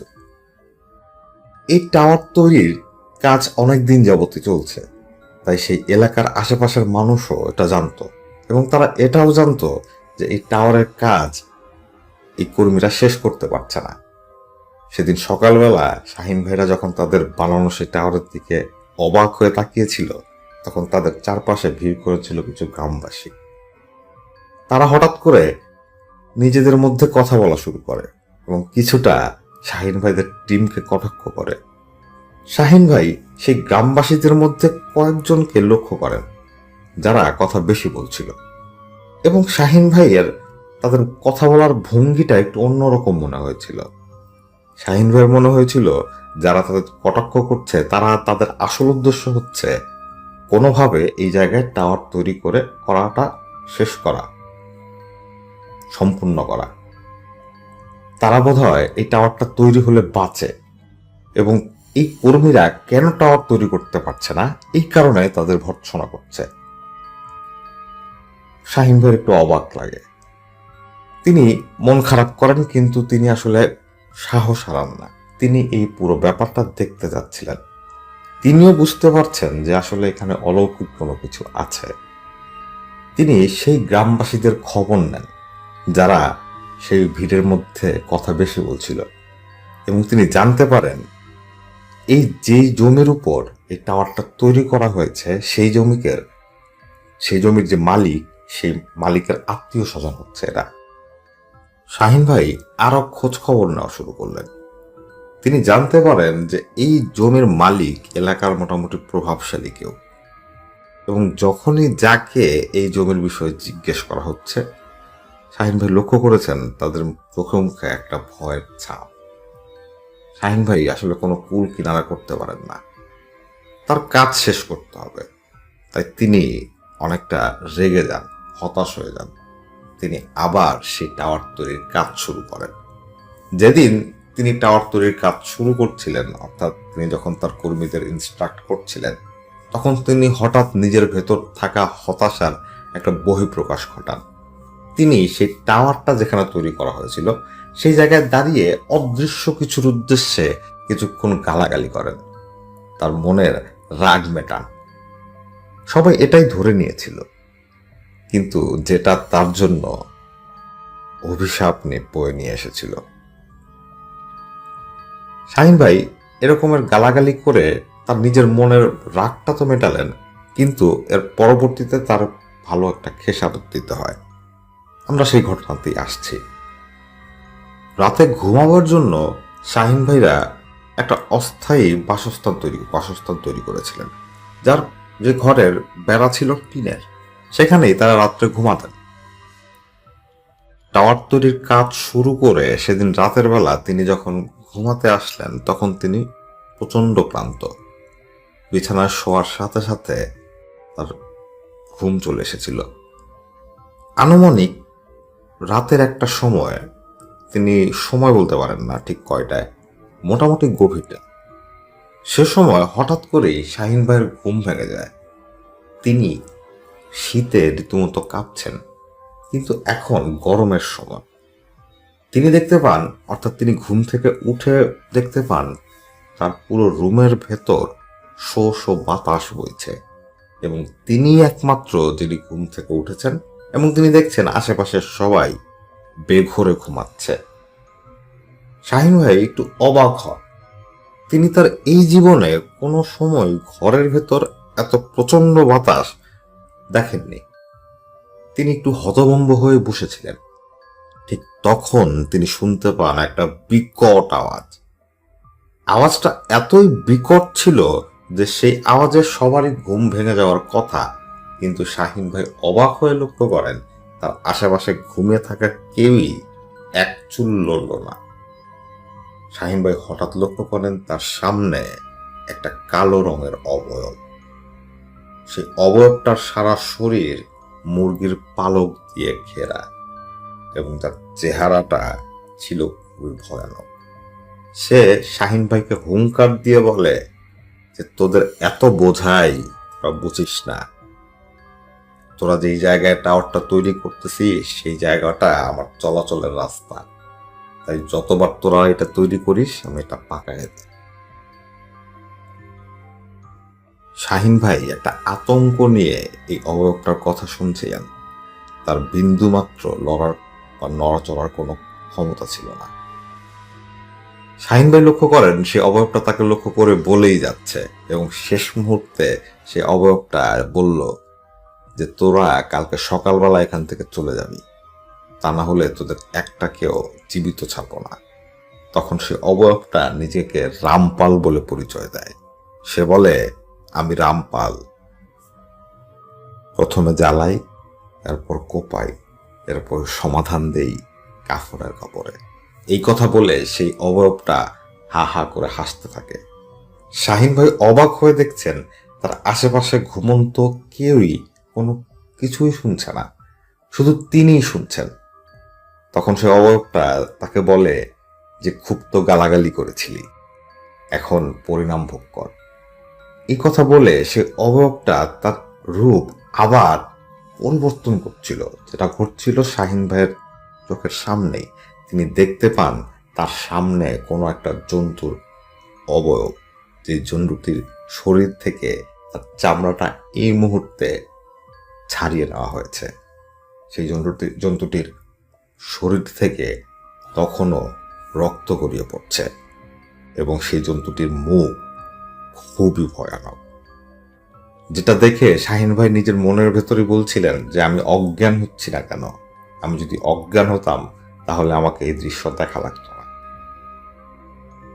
ঠিক তখনই সে অবয়বটা শাহিন ভাইকে ধরে তার বিছানা থেকে ছুঁড়ে ফেলেন। তিনি এত জোরে শাহিন ভাইকে ধরে ছুঁড়ে ফেলেন যে শাহিন ভাই সেই ঘরের টিনের বেড়া ভেঙে, সেই ঘর থেকে একটু দূরত্বে ছিল পুকুর, সে পুকুরে গিয়ে পড়েন। এই টিনের বেড়া ভাঙার আওয়াজে শাহিন ভাইয়ের আশেপাশের লোকজন যারা ঘুমাচ্ছিল তাদের ঘুম ভাঙে। তারা ঘুম ভেঙে প্রথমে আসলে বুঝতে পারে না কি ঘটেছে। পরে যখন তারা দেখে তাদের ঘরের টিনের যে বেড়া সেটা ভাঙা, তখন তারা বাইরে খোঁজাখুঁজি করতে আসে এবং দেখে যে পুকুরের পানিতে শাহিন ভাই পড়ে আছেন। তখন তাকে উদ্ধার করা হয়। শাহিন ভাইয়ের জ্ঞান ছিল না সেদিন রাতে। পরদিন সকালবেলা তার যখন জ্ঞান ফেরে, তখন শাহিন ভাই তার সাথে ঘটে যাওয়া ঘটনা তার সাথে থাকা কর্মীদের বলেন। এই ঘটনা অবিশ্বাস করার মতো কিছু ছিল না, কারণ তারা নিজের চোখে সেই টিনের বেড়া ভাঙা অংশটুকু দেখেছেন এবং তারা নিজের কানে শুনেছেন যে কি বিকট একটা আওয়াজ হয়েছিল। কোনো অলৌকিক ফোর্স ছাড়া কাউকে এভাবে ছুঁড়ে ফেলে এই জায়গা ভাঙা সম্ভব না। তারা বিশ্বাস করে নেয় এবং তারা আসলে আতঙ্কিত হয়ে পড়ে। তারা কেউই সেই জায়গায় থাকতে চাচ্ছিল না। তারা অফিসে পুরো ব্যাপারটা জানায়। প্রথমে অফিসের লোকজন তাদের এই কথা বিশ্বাস করতে চাচ্ছিল না, কিন্তু যখন সেখানে থাকা সেই 12 জনই সাক্ষী দেয়, তখন তারা এই বিষয়টা ভাবতে বাধ্য হয় এবং শেষ পর্যন্ত তারা বলে যে টাওয়ার বাঁকা থাকলে থাকুক, তোমরা জেনারেটর রুমের কাজ শেষ করে চলে আসো। কারণ জেনারেটর রুমের কাজটা খুব বেশি ইম্পর্টেন্ট। সেখানে মেশিন থাকবে এবং সেখানে 24 ঘন্টায় এসি চলবে, কারণ মেশিন গরম হয়ে গেলে সমস্যা। শাহিন ভাই তার সাথে আরো 2 জন লোক নিয়ে সেই জেনারেটর রুমের কাজের শেষ পর্যায়ে ফ্লোরে কার্পেটিং করছিলেন। পুরো ফ্লোরটা কার্পেট দিয়ে ঘিরে দিচ্ছিলেন। সেই জেনারেটর রুমের যে চারদিকের বেড়া ছিল, সে বেড়া দুটো, সে বেড়া ছিল 2 পাশে অ্যালুমিনিয়াম আর ভেতরে ফোম। অতটা শক্তপোক্ত না, কিন্তু জেনারেটর রুমে এই ধরনের স্ট্রাকচারই আবশ্যক ছিল। শাহিন ভাই এবং তার সাথে থাকা সেই 2 কর্মী সেই কার্পেটিংটা শুরু করে জেনারেটর রুমের দরজা থেকে কাজ শুরু করে তারা যখন রুমের অন্য প্রান্তে চলে আসে, তখনই তারা একটা অদ্ভুত ঘটনার সাক্ষী হয়। তারা যখন কাজ করছিল তখন প্রায় সন্ধ্যা হয়ে গেছে। হঠাৎ করেই তারা 3 জন দেখতে পায় একটা বিকট শব্দ এবং সেই শব্দের ভেতর তাদের রুমকে আলোকিত করে রাখার জন্য একটা কুপি ছিল, কারণ সেই রুমে তখন পর্যন্ত কোনো বিদ্যুতের সংযোগ দেওয়া হয়েছিল না, অর্থাৎ কোনো বিদ্যুতের সংযোগ ছিল না। তাই তারা একটা কুপি বাতি ব্যবহার করছিল। তারা দেখতে পায় সে বিকট শব্দের পর তাদের রুমে থাকা সেই কুপি বাতিটা শূন্যে ভেসে বেড়াচ্ছে। কেউ অদৃশ্য কোনো মানুষ সেই কুপি বাতিটা হাতে নিয়ে রুমের এ প্রান্ত থেকে সে প্রান্তে, এ প্রান্ত থেকে ও প্রান্তে দৌড়ে বেড়াচ্ছে। ব্যাপারটা এতই অদ্ভুত এবং আতঙ্কের ছিল যে তারা 3 জন সেখানে ঠায় দাঁড়িয়েছিল। তাদের একচুল লড়বারও বা নড়াচড়া করার ছিল না। তারা আতঙ্ক নিয়ে সেই আগুনের শিখার দিকে তাকিয়েছিল, যেটা তাদের সামনে একবার ঘরের এ প্রান্তে আরেকবার ঘরের ও প্রান্তে দৌড়াদৌড়ি করছিল। হঠাৎ করেই সেই আগুনটা ঘরের মাঝামাঝি এসে দাঁড়িয়ে যায় এবং আগুনটা হঠাৎ করেই নিচে পড়ে যায়। সাথে সাথে সেই কার্পেটে আগুন জ্বলে ওঠে। সেই আগুনটা এত ভয়াবহভাবে সেই জায়গায় লেগেছিল যে শাহিন ভাই বলছিলেন সে আগুনের উচ্চতা হবে প্রায় 6 থেকে 7 ফুট। তখনও তারা তিনজন সেখানে হতবিহ্বল হয়ে দাঁড়িয়েছিল। ঠিক তখনই শাহিন ভাই দেখতে পায় সে আগুনের শিখার ভেতর দাঁড়িয়ে আছে সেদিন রাতে তার সামনে দাঁড়িয়ে থাকা সেই অবয়বটা। সেবার শাহিন ভাই একা দেখেছিলেন, কিন্তু এখন তার সাথে থাকা সেই দুইজনও ব্যাপারটা আঁচ করতে পারে যে শাহিন ভাই কিছু একটা দেখছেন। তারা তিনজন বুঝতে পারছিলেন যে তাদের সামনে নিশ্চিত মৃত্যু।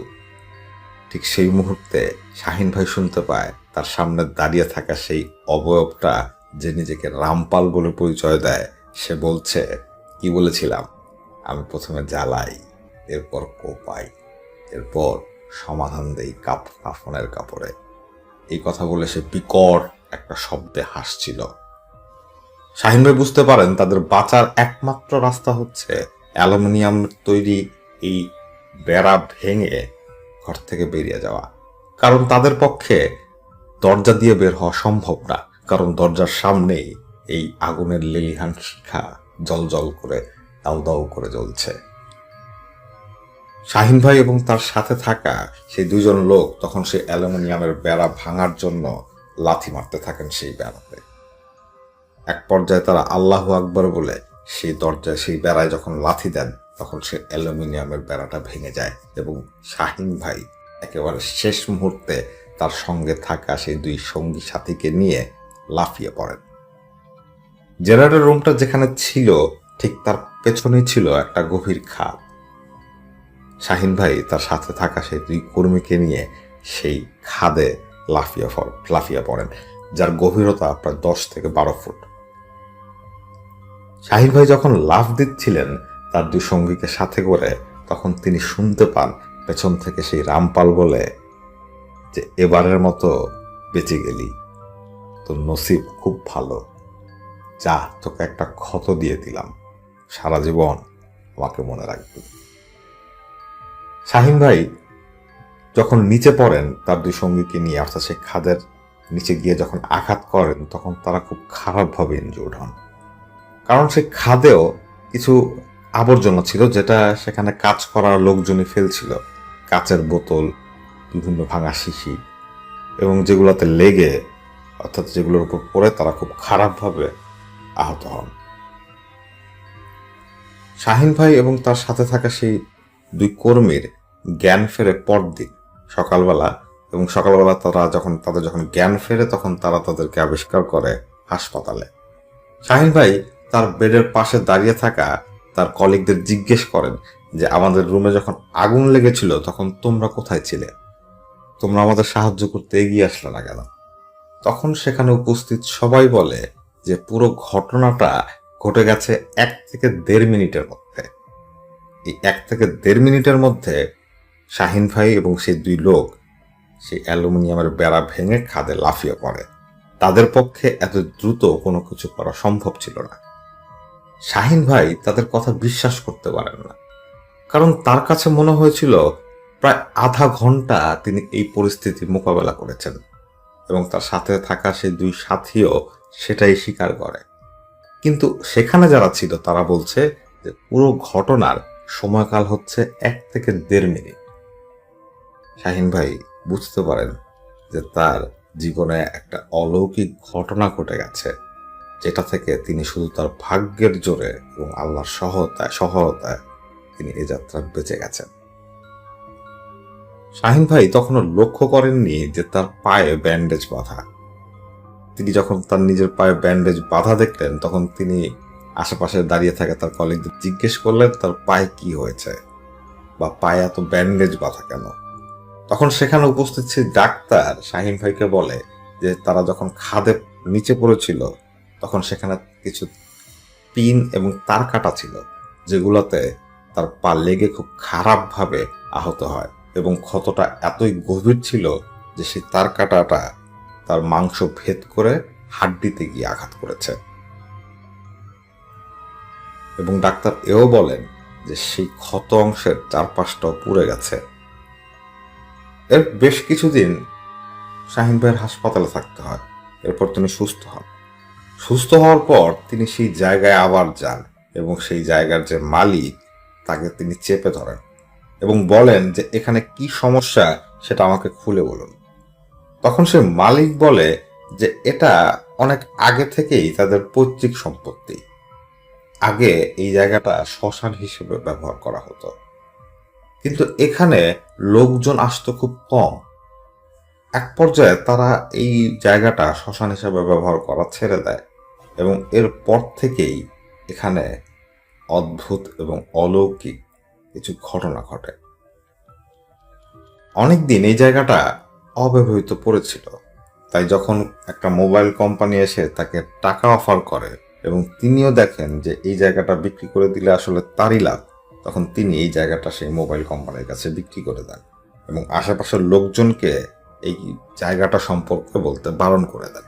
যেহেতু তিনি প্রভাবশালী ব্যক্তি, তাই গ্রামের কেউই তার কথা ফেলতে পারে না। এই কথা শোনার পর শাহিন ভাই আসলে আর কিছু বলতে পারেন না। তিনি বুঝতে পারেন তিনি নিয়তির শিকার। এরপর সেই টিমটা জেনারেটর রুমের কাজ শেষ করে ঢাকা ফিরে যায় এবং তাদের সাথে এরপর আর কোনো সমস্যা হয়নি। শাহিন ভাই পরে একজন হুজুর দেখিয়েছিলেন, যে হুজুর তার পুরো ঘটনা শোনার পর তাকে বলেছিলেন যে তিনি যখন সেই জায়গায় দাঁড়িয়ে গালাগালি করেছিলেন সেটা ছিল তার জীবনের সব থেকে বড় ভুল। তিনি যদি সেখানে গালাগালি না করতেন তাহলে হয়তো তিনি এই সমস্যায় পড়তেন না, তার জীবনটা এভাবে পাল্টে যেত না। শাহিন ভাই আসলে তার সেই কৃতকর্মের জন্য এখন অনুতপ্ত। তিনি চিন্তা করেন যে সেদিন যদি তিনি তার এই কাজটা না করতেন তাহলে হয়তো তার এই পায়ের অবস্থা এরকম হতো না এবং তিনিও এরকম ভয়ের কোনো ঘটনার সম্মুখীন হতেন না, কারণ এখানে কাজ করা আগের কোনো টিমের সাথে কোনো ধরনের এরকম অলৌকিক ঘটনা ঘটেনি। এটাই ছিল আজকে সৌদি আরব থেকে পাঠানো আব্দুল্লাহ রহমান ভাইয়ের ঘটনা। রহমান ভাই বলেছেন তিনি ভবিষ্যতে ভৌতিকতার লিসেনারদের জন্য আরো ঘটনা পাঠাবেন, তার সংগ্রহে অনেক ঘটনা আছে। আমরা আব্দুল্লাহ রহমান ভাইয়ের ঘটনার অপেক্ষায় থাকলাম। আশা করি আজকের এই ঘটনাটি আপনাদের ভালো লেগেছে। সবাই ভালো থাকবেন। আজকে আসছি। আসসালামু আলাইকুম।